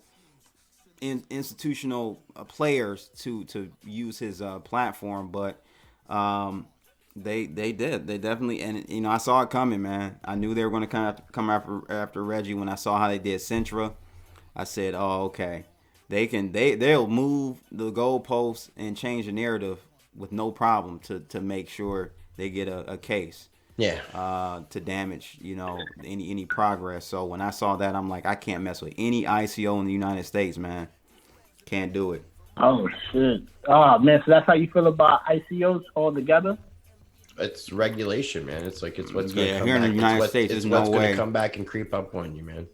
Yeah. Oh, there's no way. It's really, unless somebody was doing something privately with like, and it was like a privacy-based kind of coin with a privacy-based type blockchain, then maybe you would be able to get away with something like that. But no, I mean, like you got to, like when you're dealing with the correct financial world, you're dealing with accredited investors and you're dealing with KYC and all that crap. Hooli, man, when we gonna drop the remix? Oh man, I've been trying to get up with my damn my engineer for a minute. We definitely not doing it now. Y'all like, I'm supposed to do a verse myself, man. CB, like that was why I was saying something. And you think this is funny? But I've done music, man. Just like white man can't jump, white man can't rap. Only Eminem ain't white either. Hoolie's heard something. Eminem ain't white, so Eminem is not included in this conversation. I'm just playing with you, right? No, but yeah, I might surprise you. I'm playing with you, right, man. I don't know. I actually bars nowadays. Hip hop is pervasive across all. I toured for a couple weeks with Vanilla Ice. I was doing the new metal thing, kind of like a Limp Bizkit style thing. You was doing something different. Yeah, that's why I was like, yo, let me see what he could do. If you could, you kind of offered to do something, right? So I was like, all right, let me see what you could do with it. You know, man, I got some cool ideas. I'll call you. We're gonna do this. So, Hooli, man, you're in New York, right? What part of New York? Well, I just got a house in Jersey, like 2 days before Christmas. Oh, okay. So Jersey getting hit hard too, though, man. What is it looking like out there? Next up. What you said? Hold on, I'm sorry. Hold on. What you said, bro? What is it looking like out there in Jersey? Jersey getting hit hard too. All right. Yeah, Jersey's getting hit hard, but it's just everybody inside their house. So it ain't nothing really. You just tell the streets is a little dead. But New York, it looks bad. Like most businesses are shut down. It looks bad, man, and it just don't. I don't understand. I'm wondering what's next. Because whenever you listen to the news, they're telling you information that's basically a week or two old. Yes. So, I'm noticing the narrative of people that's dealing with the quarantine.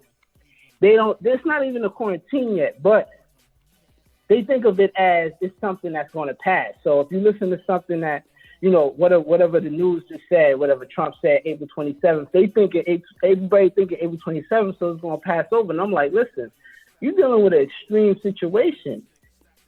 These guys can't really estimate. They can't tell you. Remember Trump came out. When Trump came out and said August, I said this stuff is real. Yeah. Trump is always going to give you a half truth. Yeah, and he's going to lean over to the optimistic side because he kind of don't want to make it look grim and dark. Exactly. So when he said August, when did you hear August though? I ain't heard no August stuff. When does August? I'm thinking it's December. Last week.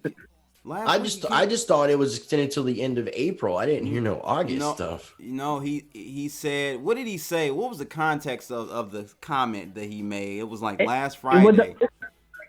Either way, he was just brushing. He was brushing on dates anyway, because when he didn't even want to say it was a pandemic when he actually said it. So it's just, it's just kind of like, So when Trump said August, bro, that mean like December, January. Yo, I said crazy. December. I'm thinking December. So now I'm wondering, like, as you know, they're doing the social distancing. So when you go to the supermarket, you know, they have a line outside of the supermarket, and everybody's standing away from each other. And basically, the supermarkets are looking like halfway closed. So I'm thinking to myself, like, will it get to a point that people can't even go shopping? Because from what I'm hearing is in Japan and China, when they shut down, they quarantined, nobody was allowed to go outside for nothing. Exactly. I'm glad you brought that point up. We're at a build-up. Wuhan actually did exactly what you said. They wouldn't allow people to go to the shop. You had to have everything delivered. They would deliver things to the whole apartment complex, right? And you would shop right there outside your compound. Oh wow! So like Meal on Wheels, but bringing the store to you. But it's bringing the store to you. Yeah, I mean everything. I think that's happening. I don't think that can happen here. Everything is happening in the United States. I feel like it's kind of like being introduced in small little sections. Because if you overwhelm everybody with, "Oh, we're gonna be on lockdown for 18 months," you know, and if you spell it all out, people are gonna flip their script, you know. But if you start saying, "Well, we're going to be on lockdown for 2 months," and then in 2 months, like a month and a half down, a month into it, well, it's looking a little bit worse. We're going to have to extend it another month. Well, damn, it's still worse. It's worse than we thought. You know, Shibu ain't got a memory of a flea, so they not even going to remember that you said 2 months only 2 months ago. So you trickle it out, exactly, but you give it all to them at once. Yeah, like Rice said, it's a done data, man. Right. And chaos I think everywhere. If you it's like. What I've been noticing is, especially like here in North Carolina, what happened is I heard the county say that we were going to be doing this shelter in place. And then the state kind of said, we're going to be mandating this shelter in place. So what I'm thinking is, like, they're pushing this shelter in place. They're letting the local and state governments do it, but you're still going to see all these idiots not listening. And so the federal government's going to be like, well, we have to step in because the states can't even handle their own people to not leave the house. And then we're going to see that time period where you possibly can't leave the house at all. You know, so I mean, and we don't know when that could take place. That's why I've been trying to tell people like stuff like this for quite a long time. I mean, CB, that's one of the reasons why I've been interviewing Lynette Zhang for years, for almost 2 years now, because she talks about how to survive and thrive through the coming collapse, and not just taking crypto out of the equation, taking gold and silver out of the equation. All the other stuff about community farming, barter abilities, things like that, things for security. Those are the things that we're not thinking about. And the thing is, bro, what people aren't talking about, or maybe not even thinking about, I run through this stuff in my head all the time. It's the permanent structural things, I think, from a consumer standpoint, that's going to be different from now on. I don't see some things coming back, like bouncing fully back 100. Like, it will bounce back, but it won't be like before, like movie theaters. I don't think we'll see movie theaters no more. We're going to start, things going to be straight What release. about even going to like events, like sport events? Like, no, dude, gonna be a little weird about that. They've been building up esports for so long. Everything. They've been building up esports. Like music, like right now. Like, I wanted to do the shit. I wanted to drop the stack of my coins. I wanted to rush it actually to get it out, just so I could, have it done, and then it's like in the back of my mind, it's already done. Right. But once this shit started happening, it was just like, me and my homies was talking about it, and it was like, we got other videos we want to put out, but it's like, nah, I don't want to put nothing out because, you want to wait until this, see when this thing is going to be over with. Now, it's a sad reality. It's like creativity, everything. Hey, Hooli, so you're an artist. I don't know if you guys are still bubbling and trying to, I don't know if you book shows and stuff, but I was thinking about this too, like, man, like, all the artists are struggling right now. Like, they get majority of their money from show money. And Rice, you know this. You're in that. That cut half of their dreams. So you don't even know what to expect. Virtual reality, baby. It's virtual reality. Yeah, they're already doing concerts now. People are doing concerts, and they're going to charge those small admissions. People been doing it. It's a bubble. My boy Novel, he plays this game called Second Life. I don't know if you ever heard of it, but it's like a crazy. Yeah, I used to play that years ago. Yeah, he's big, like on the urban tip. Like he built like he got an island with like a casino, you know, like projects, like hood, ghetto, like urban type. You know, that's his consumerism. Like those are the type of people he brings to his island, and it's pretty cool. But to see it come back now in a situation like this is like, I would have never knew this would be the type of thing that would, you know, merge. Even me now, I'm considering getting a YouTube page. Like, it's just, it's like the whole mindset of. You see Questlove doing the live spins now, and yeah, I mean, people need entertainment. Crazy. People need entertainment. People are bored. And, you know, what I'm finding too now is because there's a lot of people who are going to be out of work and there's not people who have money. You're going to find a lot of artists and a lot of creative people that are being creative for the fact of being creative because they're sitting at home bored. You know, they can't go out and get a job. They can't do anything right now. They can't leave the house. So they're using their skills to help. I've had a couple people help offer me to help build a web page for me because they're bored, you know? So I think we're going to see a lot of creativity happen. You know, the creativity, and the other thing I think is really cool about this too is the fact that like some of these big TV hosts, like your Jimmy Kimmel and your Jimmy Fallon and your they're working from home. Yeah, they have to do what we're doing now. They have to learn how crazy? They have to learn how to use phones and OBS and all this shit. So it's like, we're on that trip. Crypto blood, I know I'm gonna see you on CNN or like some wild news. I'm gonna see all you guys like Bryce Crypto. I'm gonna see, you know, crypto's news. You know, crypto. You know, it's easy. It's so easy to see y'all in those seats talking about financing and things like financing, and just y'all crowd just getting bigger after a while because. You know, TV is going to be obsolete after a while. People are just going to be online doing. I mean, at this point, it's kind of like that now. It's blurring it, right? It's blurring it. Yep. Watch some CNBC. Black Mirror.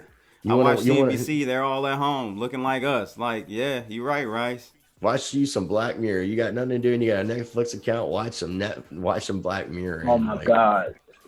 The social point, like the social point thing, like with the girl where she's like going around making sure she's like trying to make sure she's getting good impressions from people and people are liking her, so she has a good reputation. That's stuff like that. Yeah.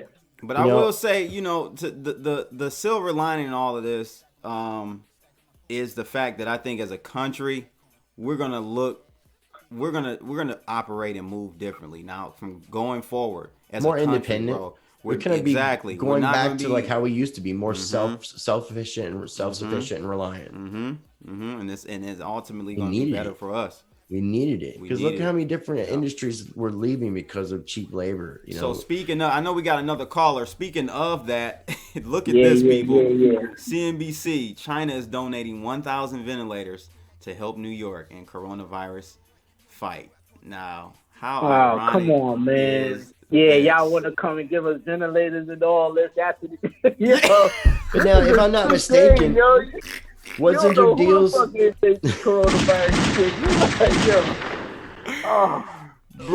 Wasn't there some deals though too, like where China bought some, or where California bought some stuff like that from China? Cali bought some joints from China, some tests that were bogus, didn't work, was sending out false negatives. I'm like, but this is the desperation. But are they sending us contaminated masks, or are they trying to help us out? They were sending contaminated masks, not to us, but some other country. I think India. They sent some contaminated. Is that proven? I saw it. I saw it on. It just so happened to be a shipment of masks that just came from China, just happened to arrive in India with COVID. It was contaminated. Yeah, yeah. And I don't know if I don't know what the hell China's doing, but bro, the world is turning on China. The world is turning on China. I noticed the Chinese restaurants around my hood, all them joints is closed. They not, you know the essentials is still open. You know, the McDonald's, Chipotle, all that is open, but it's like Pearl Harbor with the Japanese people. Like they just put the switch on us, bro. Like. I'm gonna show love to all the Chinese people I know. Actually, ironically though, I did have a Chinese landlord who owned this building that I live in, this apartment building, and he just recently sold it. So I don't know if he knew something. But I wouldn't blame because the situation is what it is. You got Trump on, saying Chinese virus. So it's like, I don't blame them for leaving or closing down, because this is, people getting beat up, all kinds of shit going on from, people are just so simple-minded, Even me, when I go to Costco's and I see Asian person in the store, I kind of want to practice social distance. Before all of this was going on, I was like, yo, like, but it's only natural. But that's only natural. It's only I mean, now it's too late because you got black, brown, yellow, green. Everybody got COVID now. But when it first happened, that's the natural and most common sense thing to do. Stay away. But the thing is, our society is so soft. It's just like, damn. We're xenophobic if we say we're shutting down China, no travel from China. Which is not because they're Asians or Chinese. It's because that's where the virus came from. Wasn't the Democrats?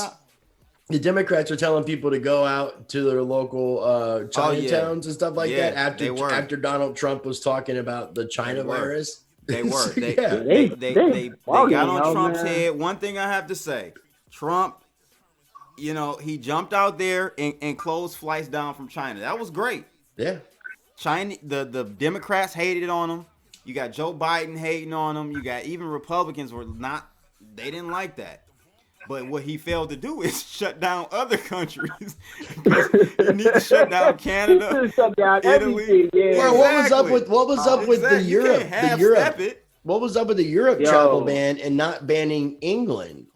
And then, but then they banned it all. Like, why? What do you think is special? Because England might be separated by water. Bro, like, it's the oldest "we are the world" shit is just fucking us up somewhat. It's just like really teaching us a real lesson. It's like, I don't know, I don't understand, the madness behind this, because like they're saying, hey, you seeing less people out on the street, less cars. It's probably better for the planet, but it's just like. No, it's great for the planet. The planet's cooling off, man. You have no idea how much energy we produce to the planet. Like, there's actually been a physical change in our planet because of less movement.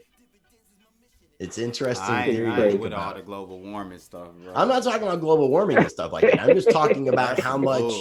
I'm not talking about global warming at all. Nothing global warming. I'm just talking about, like, when you run, you pick up your body temperature. So when you think about the surface of the planet, how it heats up with sun, cools down when it's, that kind of, when you, like the road is warmer when there's more traffic on the road. That's how, like, it prevents, like, snow from building up and ice. Right. So, like, when there's less people physically moving around on the planet, it kind of has that same effect, in a way. So it's like our planet has actually seen a little bit of a difference. Nothing to do with global warming. Just our planet is kind of a living thing as well, and it has a temperature. It has a temperature, and that temperature's gone down because of the decrease in activity on its surface. It's kind of interesting. Man, to think about. Appreciate the call in. Call in more often, bro. And, definitely. I'll call you, Huli. Be safe, man. All right. Let's get to the next call. All right. We got a 248 number in the house, Michigan. Oakland County. Who calling What up, though, CB? This is Mike Lorenzo. Mike Lorenzo. Let me lick a shot for my man, Mike Lorenzo. What's good, man? What up, dog? Nothing, dog. I was calling in because have you noticed that there's two sides of this corona thing? You hear some people saying it's horrible, then you got other people speculating like it's a hoax and it's fake. Like what's that peanut that got it like a M&M peanut J Sniff 4. Oh. M&M peanut. He reminds me of a turtle without a shell. Yo, but Mike Lorenzo, listen, man. What up, I think people are doing that and saying that because they're not in areas where it's affected them yet. We're in Michigan. We're in Michigan. My brother got it. My brother got it. He in the hospital right now. He gave it to his wife.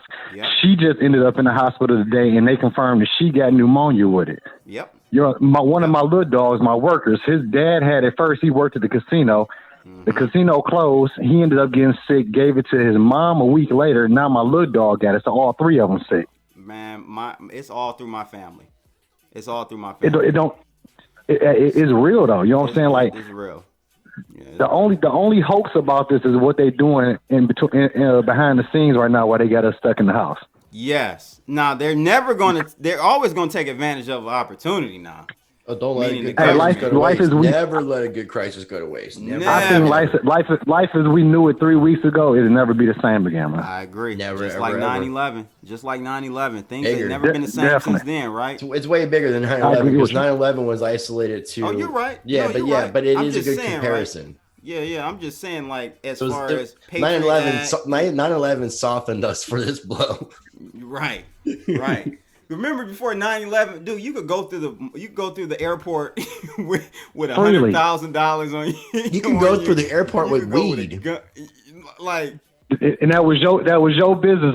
Unless you were super hot, you would have got away with it. There was no question. As soon as 9/11 happened, everything changed. Put your hands up. We got radiation here. Get naked. We checking your butt. Everything. Yeah, we're getting all up in that butthole.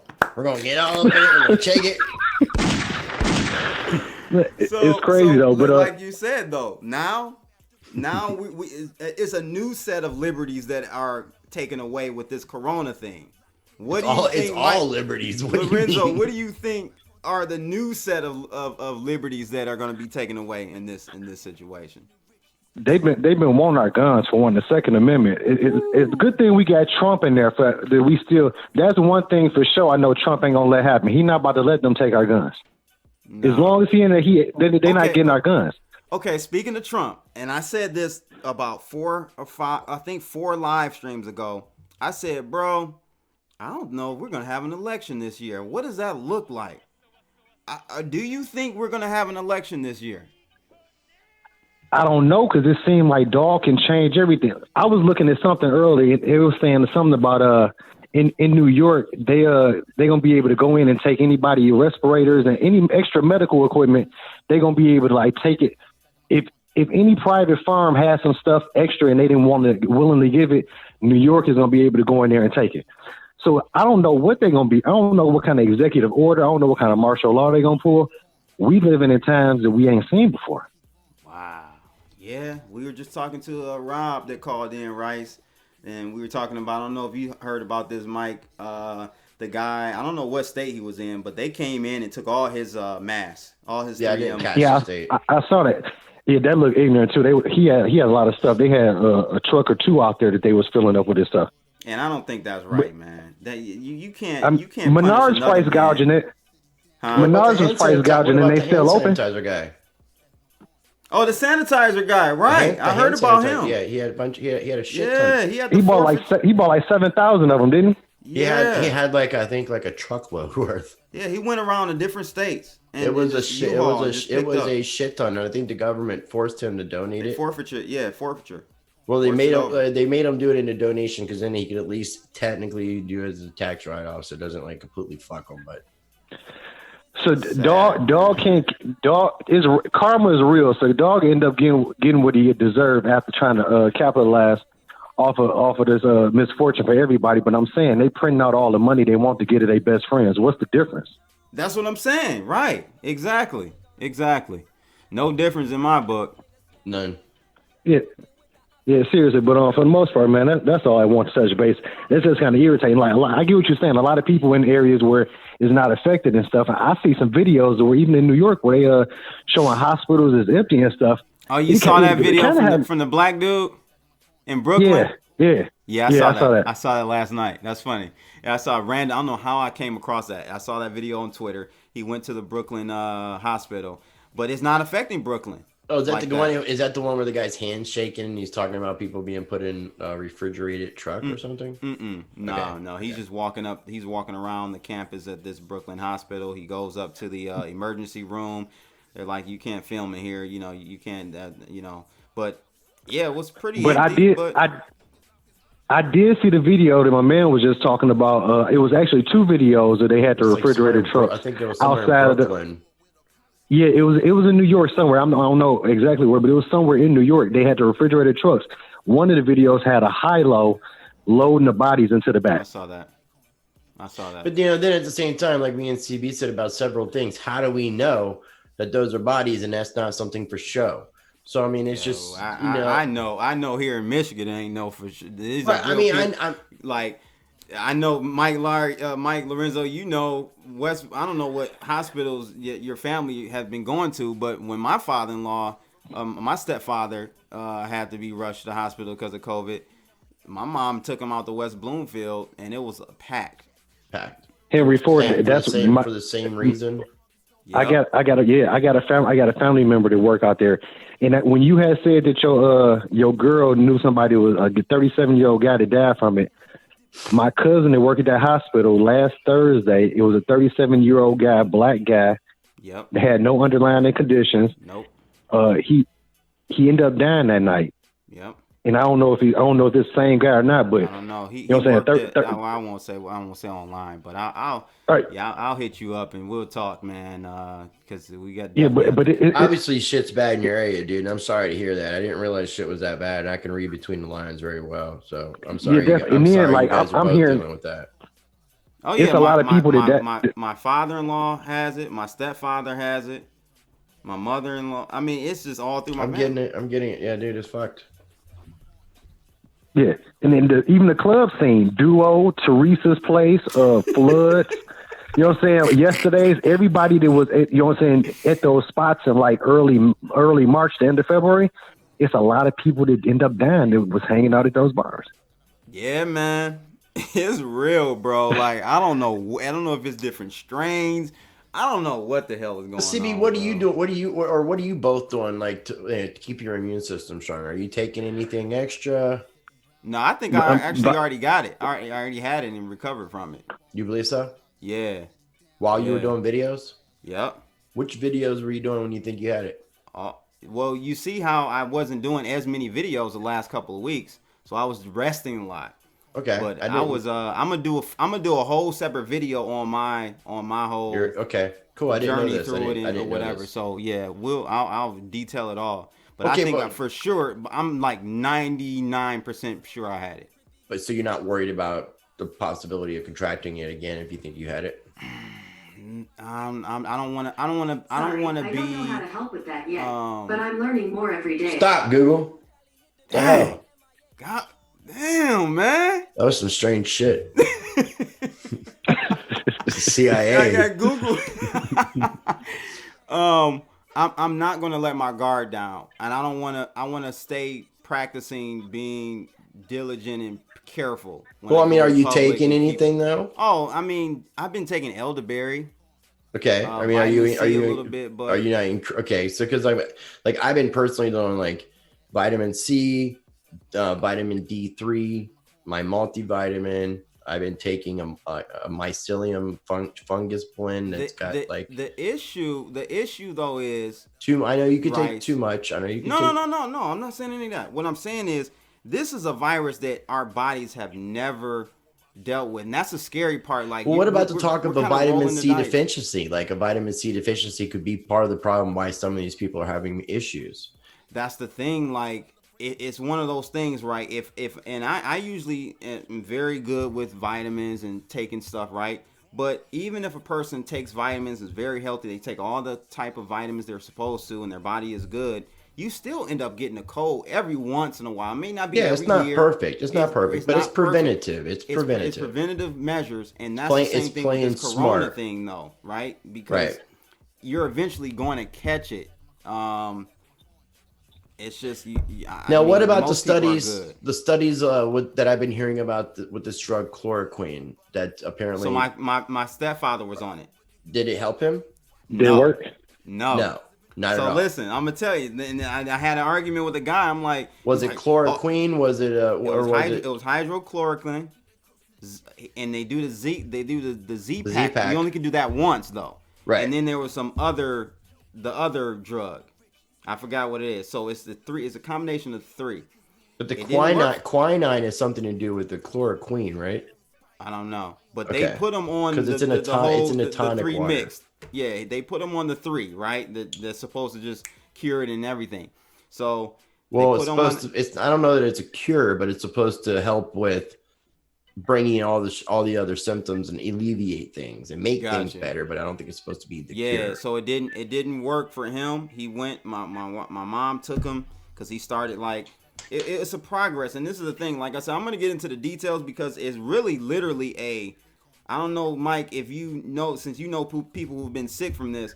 This is not a virus that you're down 3 or 4 days. You're literally down like 2 to 3 weeks. Yes. Yeah. Yeah.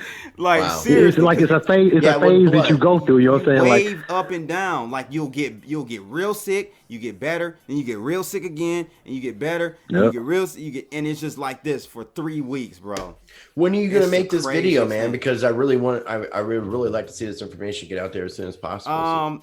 The reason why I was holding off to be quite just straight transparent with you was because my wife was sick, and I kind of figured something, man. That's why. I just wanted to make sure she was getting better before I come out and talk about it all. So I didn't mean to make you go that far, man. Yeah, no. She's getting way better, and I'm gonna do one like I don't know in the next week or so. When I said something about the work thing and you said something, I kind of assumed that anyways, but. Mm-hmm. Yeah, dude. Yeah. So I'm gonna detail it for everybody. It's thank you for being open and sharing that, dude. I appreciate it, bro.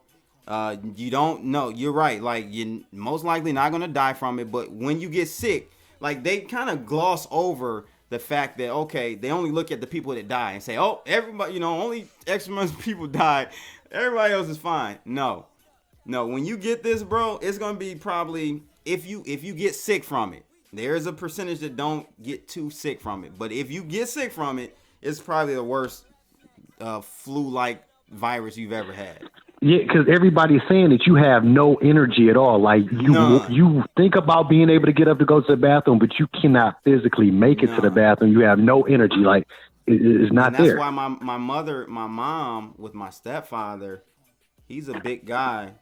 And that's when she got concerned because he was sick for 3-4 days, would not leave the bed, just in the bed, right? And so she went in there and he was all like disoriented, didn't know where he was and all that. So that's when my mom and my sister took him out to West Bloomfield.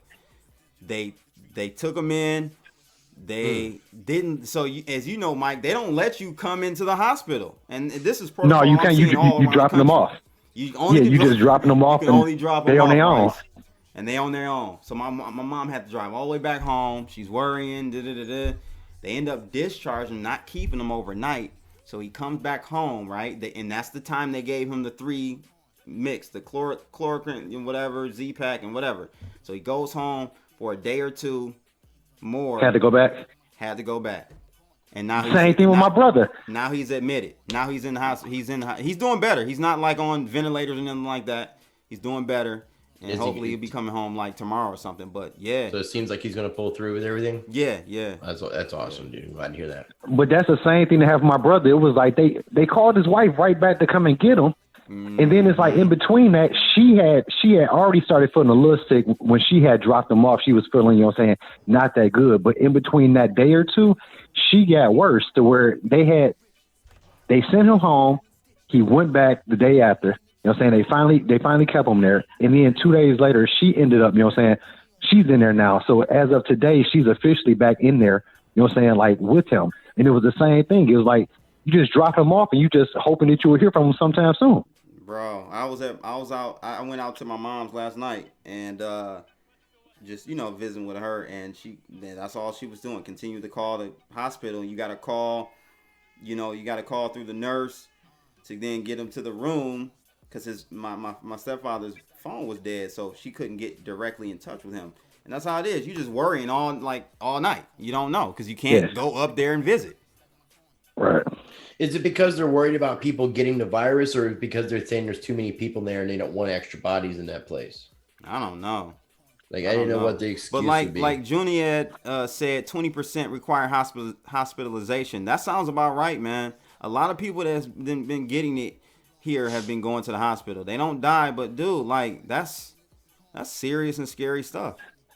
Yeah, because the breathing, I think the majority of people going to the hospital because of them breathing issues, like the fever and stuff. I think a lot of people know, don't take the ibuprofen, go ahead and take the Tylenol, but it's that respiratory part that when you can't breathe, that's freaking people out. Bro, I thought so my experience was different than, we all gonna have different experiences, and I'm going to the details. I never had a cough.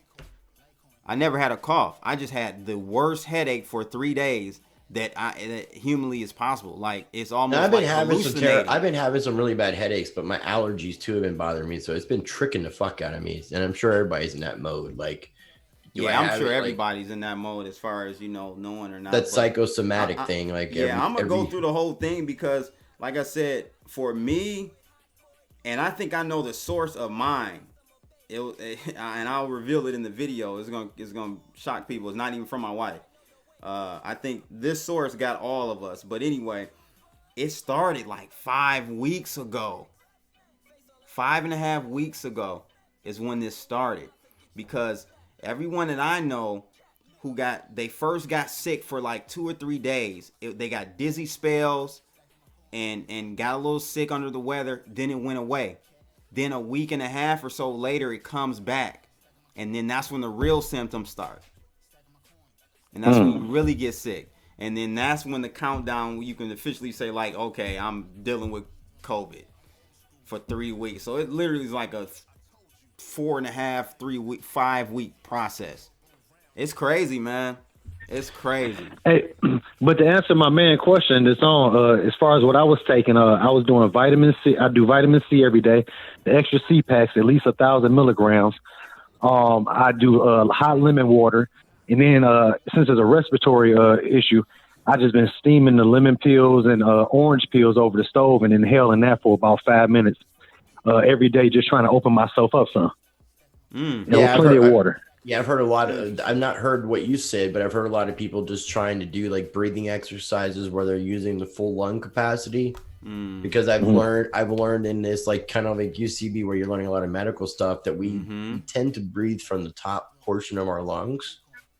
So that it allows for like bronchitis and stuff like that, and pneumonia and different diseases that we can get to cause us to drown inside of our lungs because of only breathing from the top portion. So you have this bottom fluid buildup, just builds up. Interesting. So it's bioengineered in my opinion. Just the way it's sequenced and how it moves in our body. I think this is bioengineered, man. They did this one up specifically. I heard it was strands of HIV and SARS put together, and that's why I can mutate on the cells the way it do. I've heard HIV and SARS as being part of it. I've heard there's 3 different factors. That's why I was saying it definitely is SARS.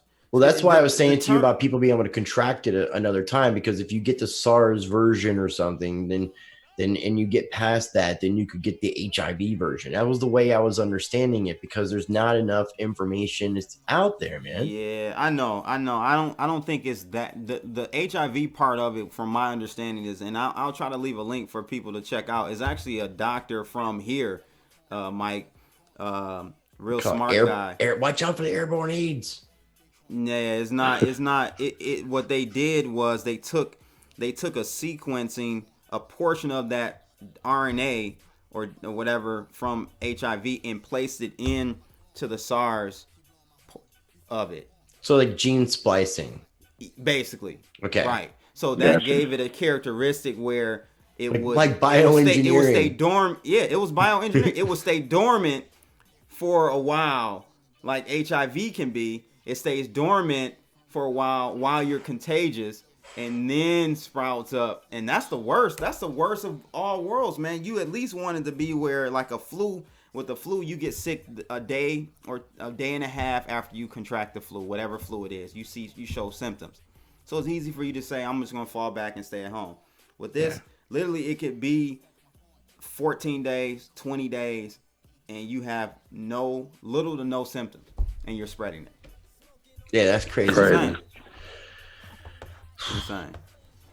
But all right, Mike Lorenzo, thanks for calling in, bro. Yeah, dude, thank you for sharing a lot of that, man. That was very insightful. Y'all have a good night, and y'all stay healthy, man. Yeah, you too, man. You too. Much love.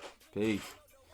Yeah, man. So, man, I mean, we got one more article or 2 more. Which one do you want to look at? Because we're right on the 10. Yeah, I mean, I'm good, dude. I'm good on whatever, because I felt like everything we talked about, I just felt like was like so valuable. Like I really enjoyed. I've learned a lot. I think that we need to have more things like this. I mean, it's obviously cool to cover some news related items, but these tangents that we've been getting off on, it's been some great information in this like particular little podcast for Noah. Yeah, Man. it has been, man. I just want people to take this situation seriously.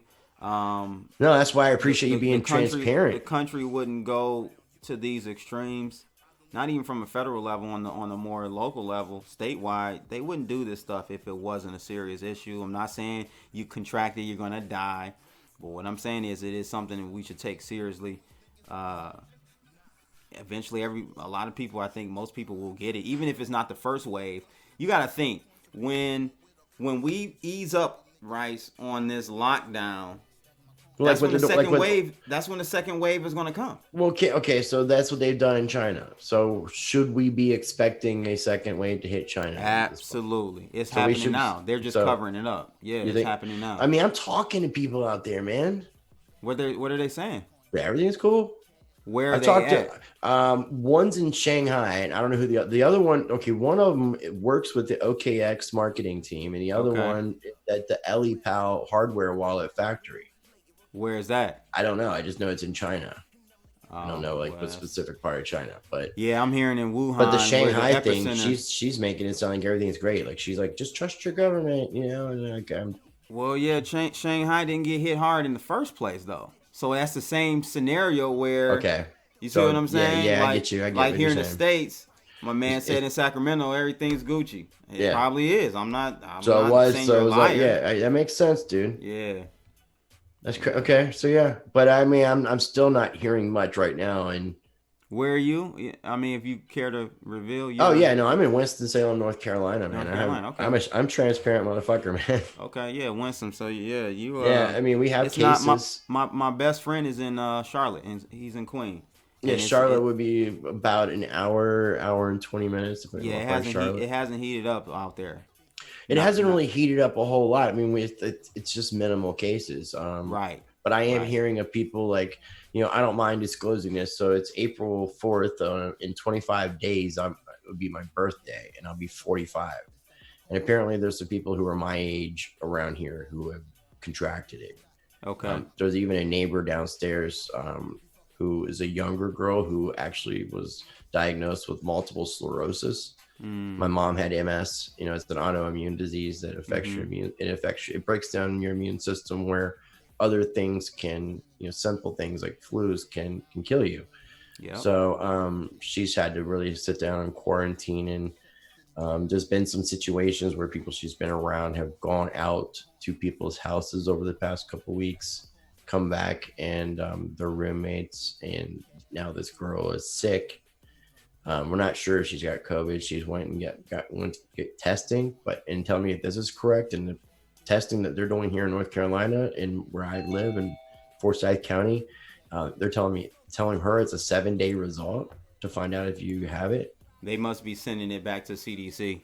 Okay, so I don't know how fast the results are in where you're at. About 3 to 4 days here. And that might be because, you know, there's more cases, and maybe if there was more cases here in North Carolina, we would be seeing faster results like you're seeing there too. But you know, but hopefully, you know, because I'm trying not to go out, so I don't know how many people are taking this seriously. Don't. I mean, I'm not. I do need to pick up some groceries next week. Do you have a mask? Not a legit mask. No, anything helps though. My girl's making something, and I've got something. I mean, dude, if I use a bandana, I mean, yeah, no, I mean, just like what I had on earlier. But I mean, if I have to, dude, like I've seen pictures of people putting tampons on their faces, like, or not tampons, maxi pads. Okay, you know, yeah, anything helps. So yeah, but what you want to do is just you want to reduce the viral load into your system, the initial shot. Yeah, if it's too high, like my girl's making a mask when I go out. When I come back, while I'm out, I'm hand sanitizing myself. I'll get my face. I'll get my hands first with the hand sanitizer. Then I'll get my face a little bit, not around, you know, just to try to clean up because I'm trying to be extra clean. So, and like if I'm using my debit card someplace, like today, I'm like taking my hand. I wore a long sleeve shirt. Took my hand and I'm like pushing the button on the pad through my shirt. So I wouldn't touch it directly. I'm trying to be. Me personally, Rice, I wouldn't be concerned with your hand. I know that's what the government and all them tell you. Your Right. hands, the soap, regular soap, literally kills the virus because it's a lipid layer on. The virus is in a lipid layer, and the soap just breaks. Which is a fatty layer. A fatty layer, right, around it, where it protects the actual RNA. Once the soap hits that lipid layer, it breaks it up and it's done. So soap, 20 seconds under the water. So it's just straight airborne. Just straight breathing, that's just what straight they're breathing. not telling you, and that's why it's spreading so easily. It's airborne, bro. I mean, I've been double doing it. I've been making sure I'm covering my mouth. They don't want to tell people that the WHO is the worst organization. Well, then, CDC okay, so is right behind them. Since you're mentioning all this, though, if it's airborne and you're covering up your mouth to minimize, what about the fact that your eyes, your eyes can take it in too? Yes. So I mean, that's where I was wearing goggles. That's why I had these on earlier. So they wear goggles. They wear goggles. They were wearing goggles in China. All you got to look at the blueprint, bro. Wuhan. They were wearing goggles. Just look. Yeah. It's obvious. I get you, man. Yeah. We got 2 more callers, bro. If you ready, willing to stay on. Yeah, dude. I'm enjoying it. Let's do this. Call on the line. It's your boy Crypto Blood. Got Rice Crypto tonight. Who's calling in? What up, Crypto? What's the word, bro? This guy about. I'm the BO's guy. You who? But I heard you. BO's man. Walter, MBX. What's up, bro? So check this out. Yes, dealing with the coronavirus, I need to get some information to you. I refuse to put this information over the wires because of I had coronavirus and actually I cured it with some stuff that I have. Okay. But I do not want to give this information over the airways because you know how it goes. They don't want to cure for it. Yeah, but dude, I mean, if you know information, dude, you need to like share that information and just be a good person. I mean, I would love to, but once then you give just do it. something out, if you feel that way, then I respect your choice, man. But I would say that if you have information that could help people, it would be in the best interest of everybody else if you shared that information. Yeah, but that's not how the laws work. I can give information, and next thing you know, I got a knock on my door. But what I do is I can pass it on to Crypto Blood. And let me get the knock on the door. Thanks, man. Thanks, MB. Hey, but check this out. I mean, I challenge everybody else. I'll take the brunt of it, man. I've already invited guys to my house. Let me hear what you got, though. I actually known when I had it because I had the back pain, the eye aches. Hold on 1 second. Did you get tested? No, okay. Matter of fact, this is around the first of the year. Okay. I had the back pains too. By the way, I had it. I woke up the first day I had the real symptoms. I had the worst lower back pains in my life and a headache that would made you want to hallucinate. Like, dude, I've been feeling the same shit, dude. Now you're fucking freaking me out. You're good, bro. So you know what? I'm gonna go ahead and put it out there. Hopefully, I don't get that knock on the door. You ain't gonna get no knock on the door, man. I hope not. But check this out. If you guys ever heard of turpentine, not the bull crap you buy at the store. Turpentine is it's the sap from the pine tree that you can order offline, and it's a place in Georgia. It's called turpentine. Is 100%. Um, you use that for paint and stuff to get paint No. on, No. Look, let me tell you. Is it the same word? Yeah, it's turpentine, 100%. Hold on, let me pull it up. I shouldn't be putting this information out there. Oh, I got you, dude. Give me 1 sec. Absolutely.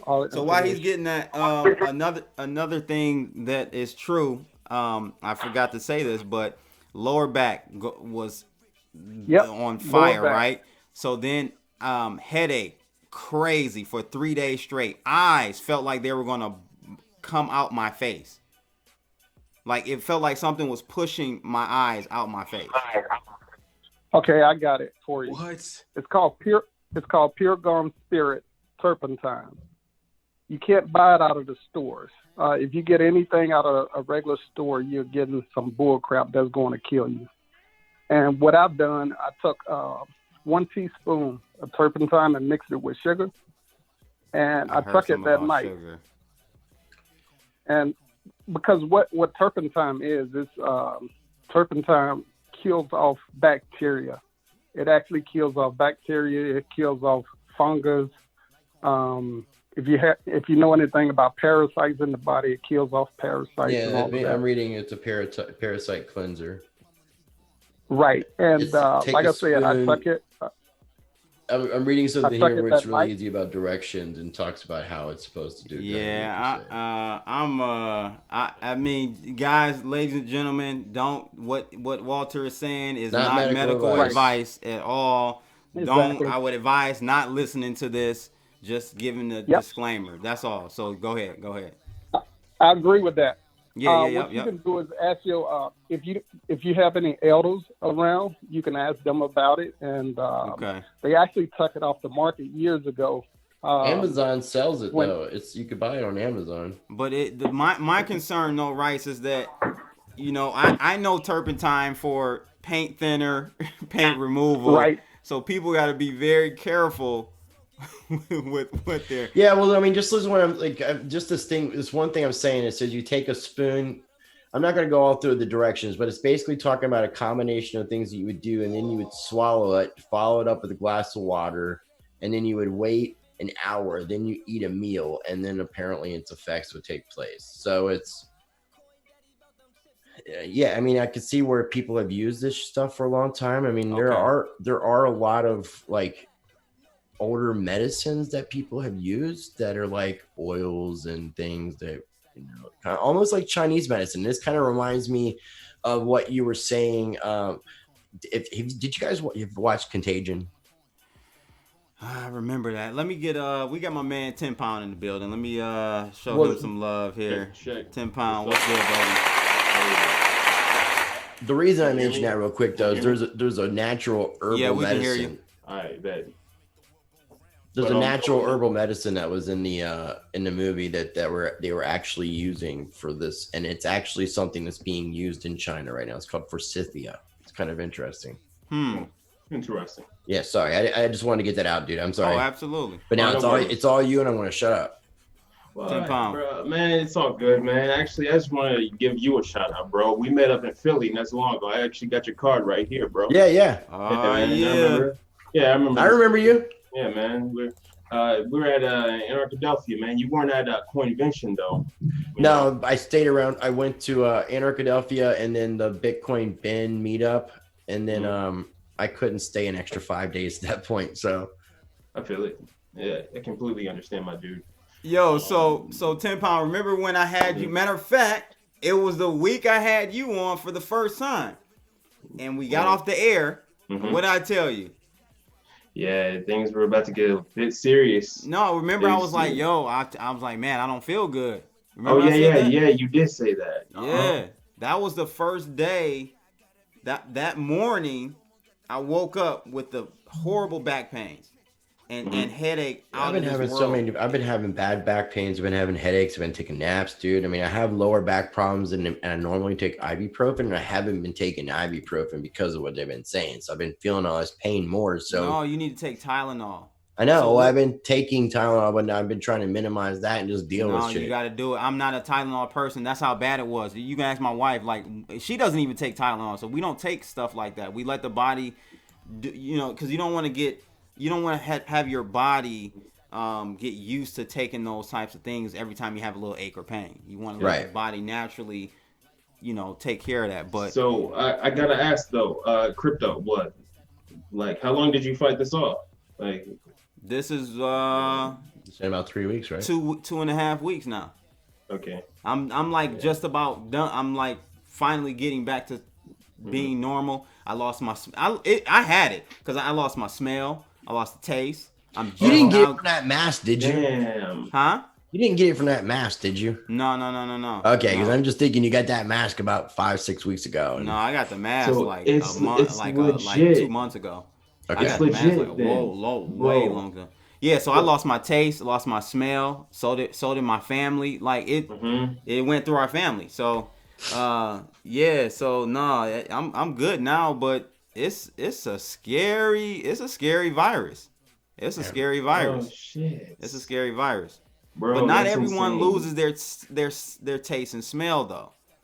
So that's not, only like 30 to 40% of people lose their taste and smell. Are there 100% common symptoms that everybody experiences, even though there's some symptoms that not everyone experiences? That headache and my fever. I don't even know if I had a fever one day. Only had a fever one day. But the fever, the headache is definitely one. And body aches. You just slow down. You feel you're so sluggish. You're tired. It just drains your body. Damn. Hey, that's insane. That's a little crazy, but at least it's a fact of the matter that Black people can't really die from this. So like, and you didn't get in a serious critical condition. So Black people do die. That's why I got scared. Yeah. Oh snap! What? Yeah. Okay. I know. My wife knows two people personally. One in her class, and one that worked at her job. And both of them were in the janitorial departments. The one guy in her class was actually janitorial services at the university. Mm-hmm. So he had high contact with this stuff, like bombarded with it, right? If you're not wearing a mask and stuff. So that's insane. Yeah, Black people are dying, bro. Yeah, it doesn't sound like anybody's like there's no race that's like impervious to this. Well, there were theories about, because blacks don't have as many ACE2 receptors in their lungs as Asians do. That was kind of the running theory for a while. Right. I found out that you have ACE2 receptors in your heart. You have ACE2 receptors in your liver. You have ACE2 receptors in your nuts. So there's been rumors that you can go sterile from this. I don't know, Yeah.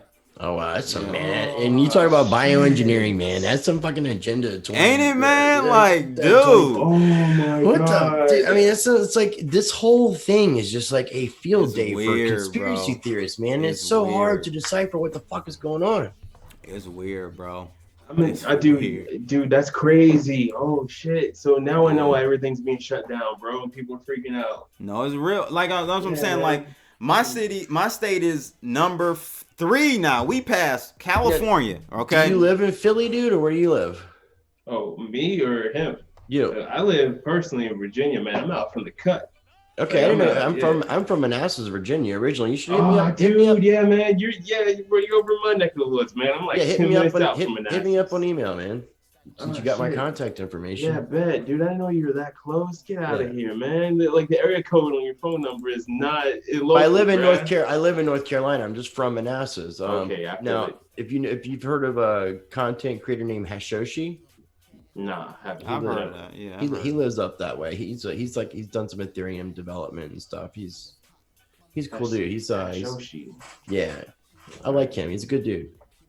I'll take a look into him. And then I think Hodl Fuel's up in Northern Virginia as well, I believe. Yeah, you know who else is out in Northern Virginia? There's this crypto miner. Him and his wife mine crypto. And he's got like a Doge from Dogecoin, Shiba Inu. I keep forgetting his name, man. There's a girl on Twitter that's associated, I think, with the crypto campfire, crypto campfire podcast. Red Cat Life. Yeah. She's up in Fairfax. She's talked about that on Twitter because she's doing some things that she's trying to help volunteer with, I believe. Nice. Yeah, I'm talking about Voss Coin, by the way. That's his name, Voss Coin. Voss Coin? Yeah, Voss Coin. This guy, he's got a substantial following. Yeah, cool. He's a miner, man. So we'll definitely talk about this. For sure. Definitely hit me up. I will, for sure. But speaking of crypto, what do you guys think about the whole class action lawsuits that are being filed against BitMEX and a bunch of other cryptocurrencies exchanges? It's like 11 exchanges. I didn't hear about that, but we can talk about that really quickly. But what about this one, 10 Pound? Binance buys Coin Market Cap. Yeah, man. I was talking about that with my boys earlier in Discord, man. It's crazy. We got what do you want to call it? The Amazon of crypto. Exactly. Well, combine Tron and Binance, and then they own the world. Right. If you think about it, yeah. But they're being sued right now. Actually, the Tron Foundation is being sued by the SEC. Oh, yeah, what? Yeah, dude. Is that like public knowledge? Yeah, this is public knowledge from decrypt.co. I'm about to drop it in your chat. Yeah, drop it in the chat. Man. Heard anything about that. Shout out to Justin Son and his shitcoin that you should buy. Dang, man. Buy my shitcoin.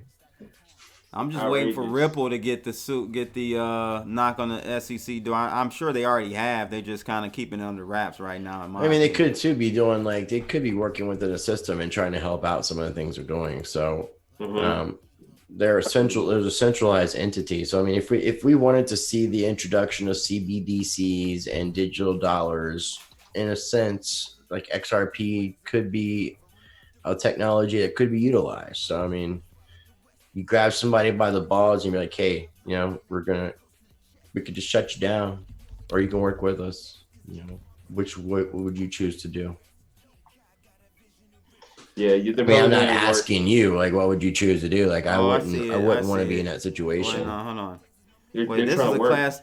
I'm seeing the class action lawsuit against 11 Bitcoin companies. Where's the? I don't see the Tron SEC. One. Yeah, man, it's there. BitMEX. All right, so it's a lawsuit against Binance, Block One, BitMEX, Tron, and a bunch of others. Oh, it's in that same. Block One's already dealt with some shit, so they should be.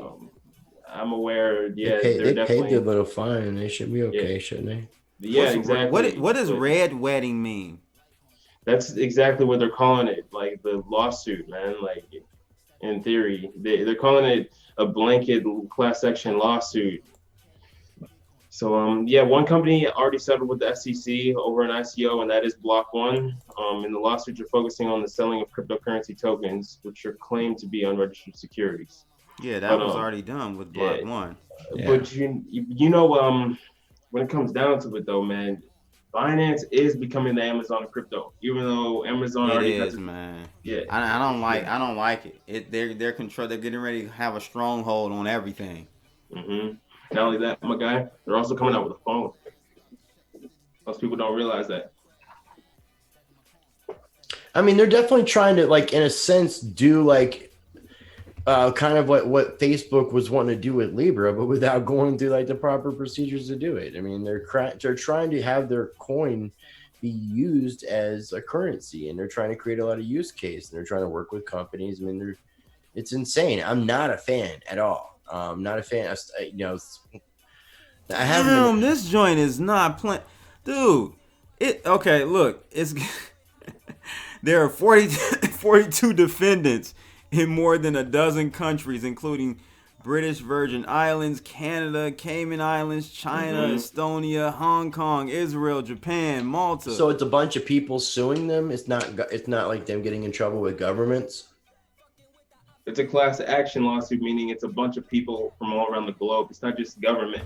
You know what I mean? This is actual, defendants coming forward. How can we jump in on that? I want my slice of the pie. Right, man. You got links? Right. I'm not trying to get in on that, bro. I'm being funny. I'm not trying to get put on some deep web hit list. Fuck that shit. No, I'm just trying to add some just some funny stuff, man. Some entertainment. Yeah, I get you. I feel you, bro. Yeah, this is interesting though, man. This is hot off the press, I guess, because I didn't see this. I would have definitely had this as a topic. Yeah, I honestly haven't really been paying a whole lot of attention to a lot of cryptocurrency news. Honestly, there hasn't been any. I heard about the Binance thing. Bro, so what are you talking about, man? It's been a hotbed recently. I'll be real with you, man. I wake up to crypto news. Like the man, ain't been no crypto. Tell me something. What else, man? Other than this, which came up fill today. Fill us in. Yeah, fill us in. Well, there's actually a bank that is utilizing XRP's protocol, but they're not using Ripple entirely. Like it's an actual legitimate government. That's nothing new. I mean, that's how they do, though. I'm saying that's the common thread and theme I see with Ripple.inc. They get these partnerships and it never uses the Ripple coin, the XRP token. Right. It's never, because you know why? Because it's a security. They got to stay away from that. That's you can't have these business relationships getting caught up in that, man. I'm telling you, I've been trying to tell people XRP, the token, is worthless. Yeah. Ripple, the company, worth a couple $100 million, even maybe $1 billion one day. They definitely have some tools and resources that can be utilized. So yes, it makes sense. Yes. Weren't they worth $1 billion in 2018 for a while, or was that just like the market cap? That was a market cap of. That was a market cap. Yo, but I heard that one of the dudes that was holding a large portion of the Ripple net actually died, and those tokens are lost forever. Speaking of Ripple, the co-founder, I talked about this on. Didn't he have COVID? He recovered from COVID-19. Yeah. He came out after the fact. He didn't tell people why he was going came through out. it. Yeah, I read about that or heard about it. But I have a question. How do we really define recovered? Like, do you think that this might actually flare back up? I hope not. I hope it's not a chronic illness that I got to deal with for the rest of my life. Dude, that'd be crazy. That would be horrible, bro. I don't know, man. It's new. Who knows? It's literally been in the world aside from China, like for 2 months, 3 months. That's it. What do we officially say? Like leaked sometime December? Because I mean, it happened January. Well, it's called COVID. It's called COVID-19 because it's the coronavirus 2019. Like it was. I know, but I'm saying it didn't technically or officially leave the Chinese border until the first case was in Taiwan, I think, which is in January, I believe. Early January, I believe. But there were cases in China in December. I think hundreds of thousands and maybe not millions of cases had to been. There's no way they only had 3,000 deaths and 85,000 cases. No, and I've heard some really weird fishy thing too about like a phone company or something losing a lot of customers, a Chinese phone company. Yeah, like 21 million records. Yeah, I heard something about that, and that's just like. So I did some more research on that just to because initially, of course, the easy and straightforward thing is to say, okay, 21 million people died, but when I looked at it, so I'm sure you guys know in China, having a phone is not like here where you can go to Boost Mobile and get a burner and just it's like linked to your social security number over there, your medical number over there. It's like a serious thing to have a phone number. So when you see these accounts drop off, it's like, what's going on? So you can get additional accounts. So you can get additional accounts. Okay. And a lot of businesses, because they weren't operating, I'm assuming, had additional accounts, and maybe a lot of those were cut off because of everything was kind of shut down. So even if you say only 1 million of those accounts were deaths, man, that's still a lot of deaths. Yeah, for sure. If we're gonna get 250,000 here projected in deaths, well, come on now. Yeah, no, it's definitely it's somebody not giving correct numbers, and what I don't get about that is like why people can't, like, why these countries why cannot everybody just be honest about what the fuck is actually happening so we can actually deal with this thing properly instead of bullshitting each other and lying and giving this misinformation. You should do this and you shouldn't do that, but now you should do this and now you should do this and that. It's like, what the fuck, dude? Yeah, don't worry about it. Don't wear a mask. Don't wear a mask. Don't wear a mask. Oh, shit, wear a mask. Wear a mask. Please wear a mask. Triple up, wear your mask. Wear a bodysuit. What? Get a body condom. No, don't wear a body condom. No. So it's just like, I mean, you really do. I mean, and the sad thing is, man, this is what pisses me off, because for the longest, these hospitals were telling their own staff, don't wear masks.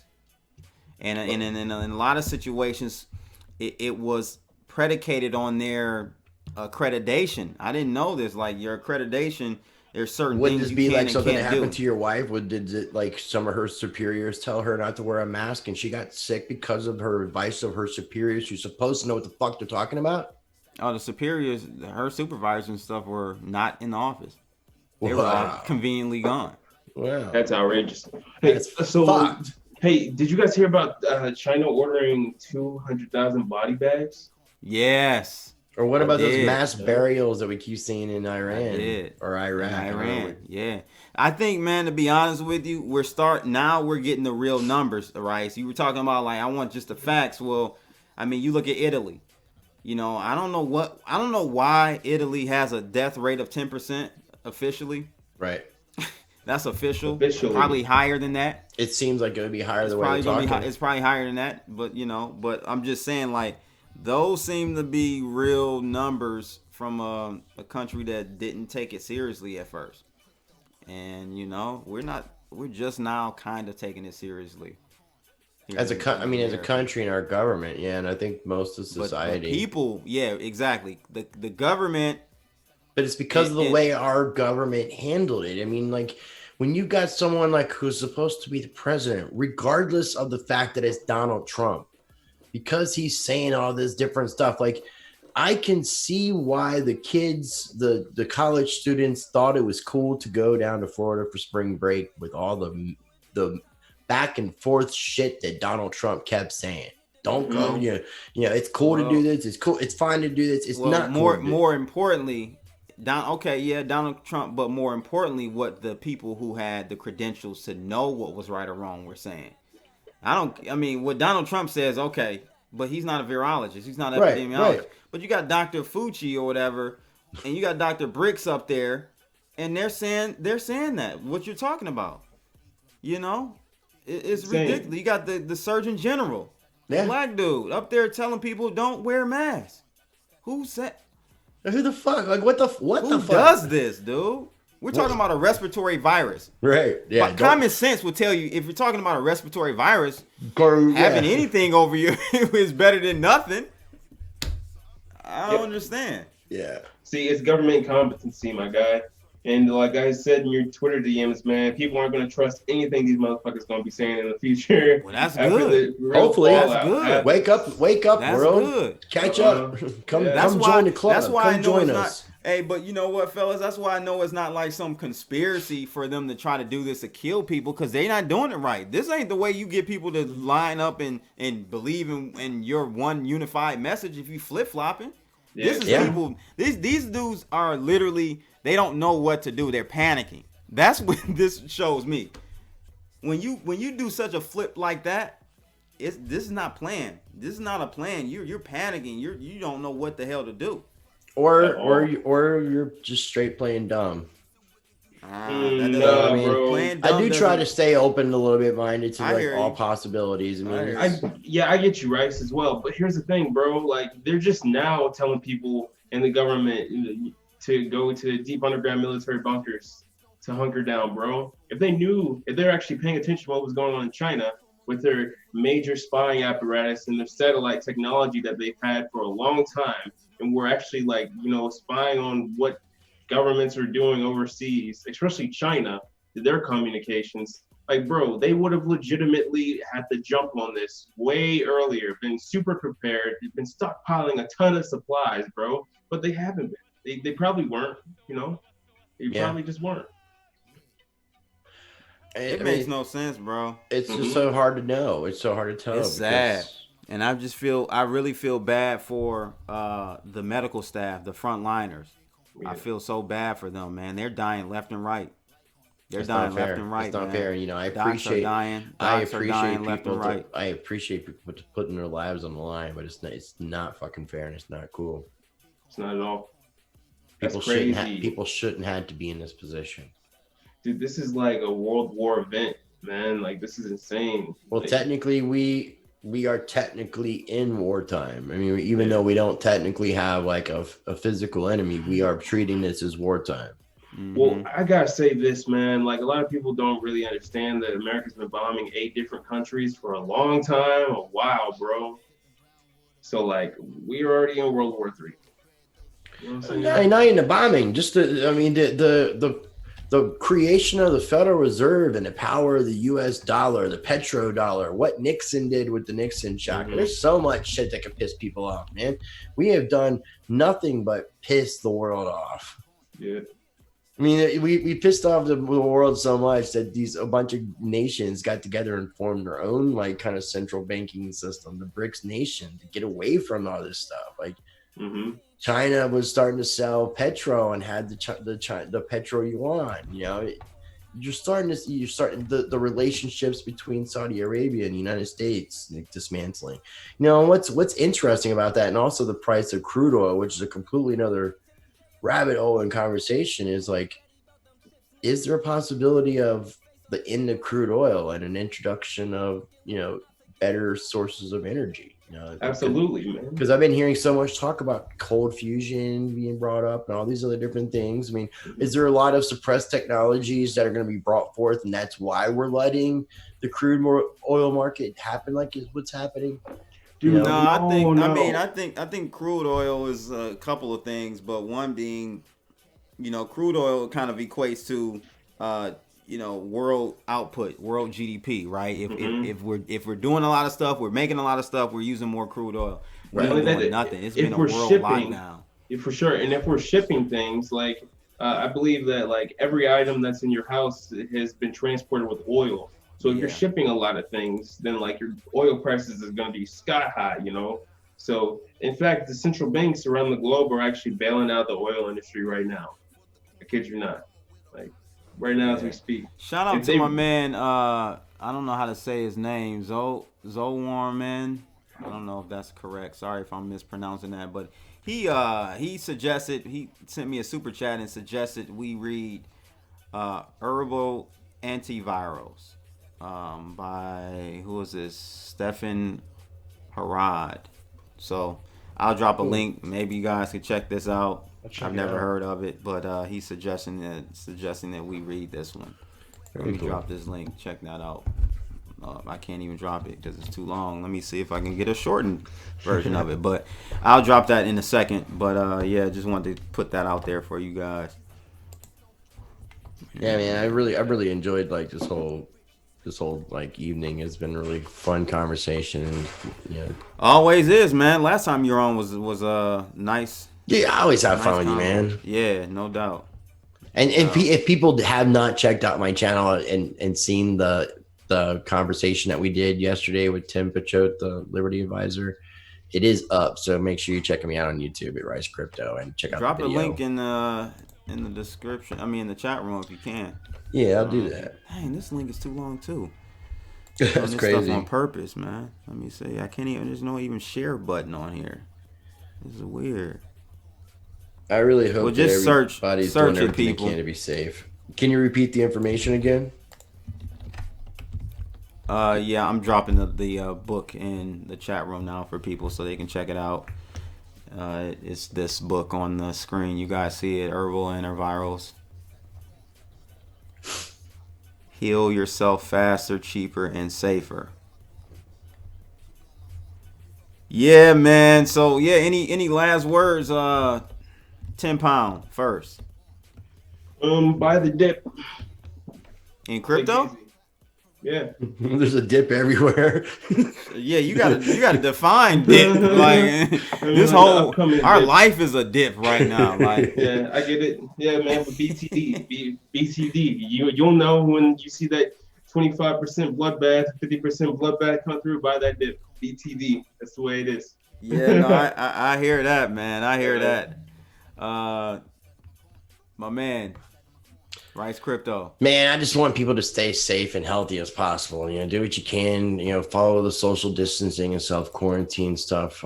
But also think about what you can do to help other people. Think about how you can contribute to others. If you happen to have been in a position where you've been like not hoarding, but prepping up for quite a while and you're over-prepared and you can help other people out who are under-prepared, I think that, you know, we need to take that opportunity to truly be the change that we want to see in this world right now during this time period more than ever, man. I think that it's really important. You know, I definitely would like to plug my channel and encourage people to check me out on YouTube, but more than anything, I just want people to be safe, healthy, and work together. And, we can get through this together is like a message that I want to like kind of really push on to people, man. Yeah, I've got his Twitter account up now. Follow him on Twitter, Rice Crypto, and definitely check him out on YouTube. Just type in Rice Crypto, right? Yeah. Two words, Rice Crypto, RICE Crypto. No doubt. So, ladies and gents, man, I appreciate everyone staying on. I know we went almost 3 hours tonight. It was like overtime. Overtime, man. We ain't got nothing to do. We locked in the house, quarantined up. Ain't got nothing to do, right, people? Make sure you guys hit that like button, though, for sure. And I know I saw some people in the chat way back earlier asking how they could see the Trader Jane kicking it session. It is under the members section right now on my YouTube channel, so you have to join to see it. Click that join button on my YouTube channel and join the acquaintance level or higher, and you'll be able to get access to all my kicking it sessions early, and that's one of them. I'll put it out to the public next week. That's what I was going to ask. Is that kind of like a Patreon built into YouTube? It is. Okay. They started. Is it a better? Do they take less money than Patreon takes? I don't know. I done the comparison? I was never gonna do Patreon. So when I saw this option right within YouTube, I'm like, okay, I might as well do it. They gave me the option to do it. So yeah, cool. So I've got I think you got to have like over 10,000 subscribers. I think 10,000. I think it's the number, because I don't think I can do it. I don't think I can. I don't think I qualify for it, because you can also sell merchandise, if I'm not mistaken, too, right? Yeah, I do. But I don't really get any traction from that. I only have 2 items up there. But cool. But the YouTube members section is pretty cool. Sweet. It's pretty cool. So I think I have like 38 members right now. 36, 38 members. Growing. What's up? So appreciate all of you who are members. Definitely appreciate you guys. So stick on for a minute, Rice. I will. Chat. Linger. Chop it up for a minute post show. Again, ladies and gentlemen, thank you for checking in tonight. Appreciate all the conversation. I just love conversation. I love different views. So I really appreciate you guys doing that. Y'all bring good topics and good energy, man. Good energy. Vibes. Good vibes. I love it, man. It's your boy Crypto Blood. That's my Off the Chain, episode 33. We out of here. Holla. They calling law. Fuck around your clap for running your job. If it ain't about the dollars, then it don't make sense. Got me sipping brown water, but it ain't from Flint. Trying to chase all this bread, though the shit won't last. About to shut the city down like a crypto crash. Stacking my coin, stacking my coin. Stacking my coin, stacking my coin. Do it live. I'll write it and we'll do it live. Fucking thing sucks. We'll do it live. Okay.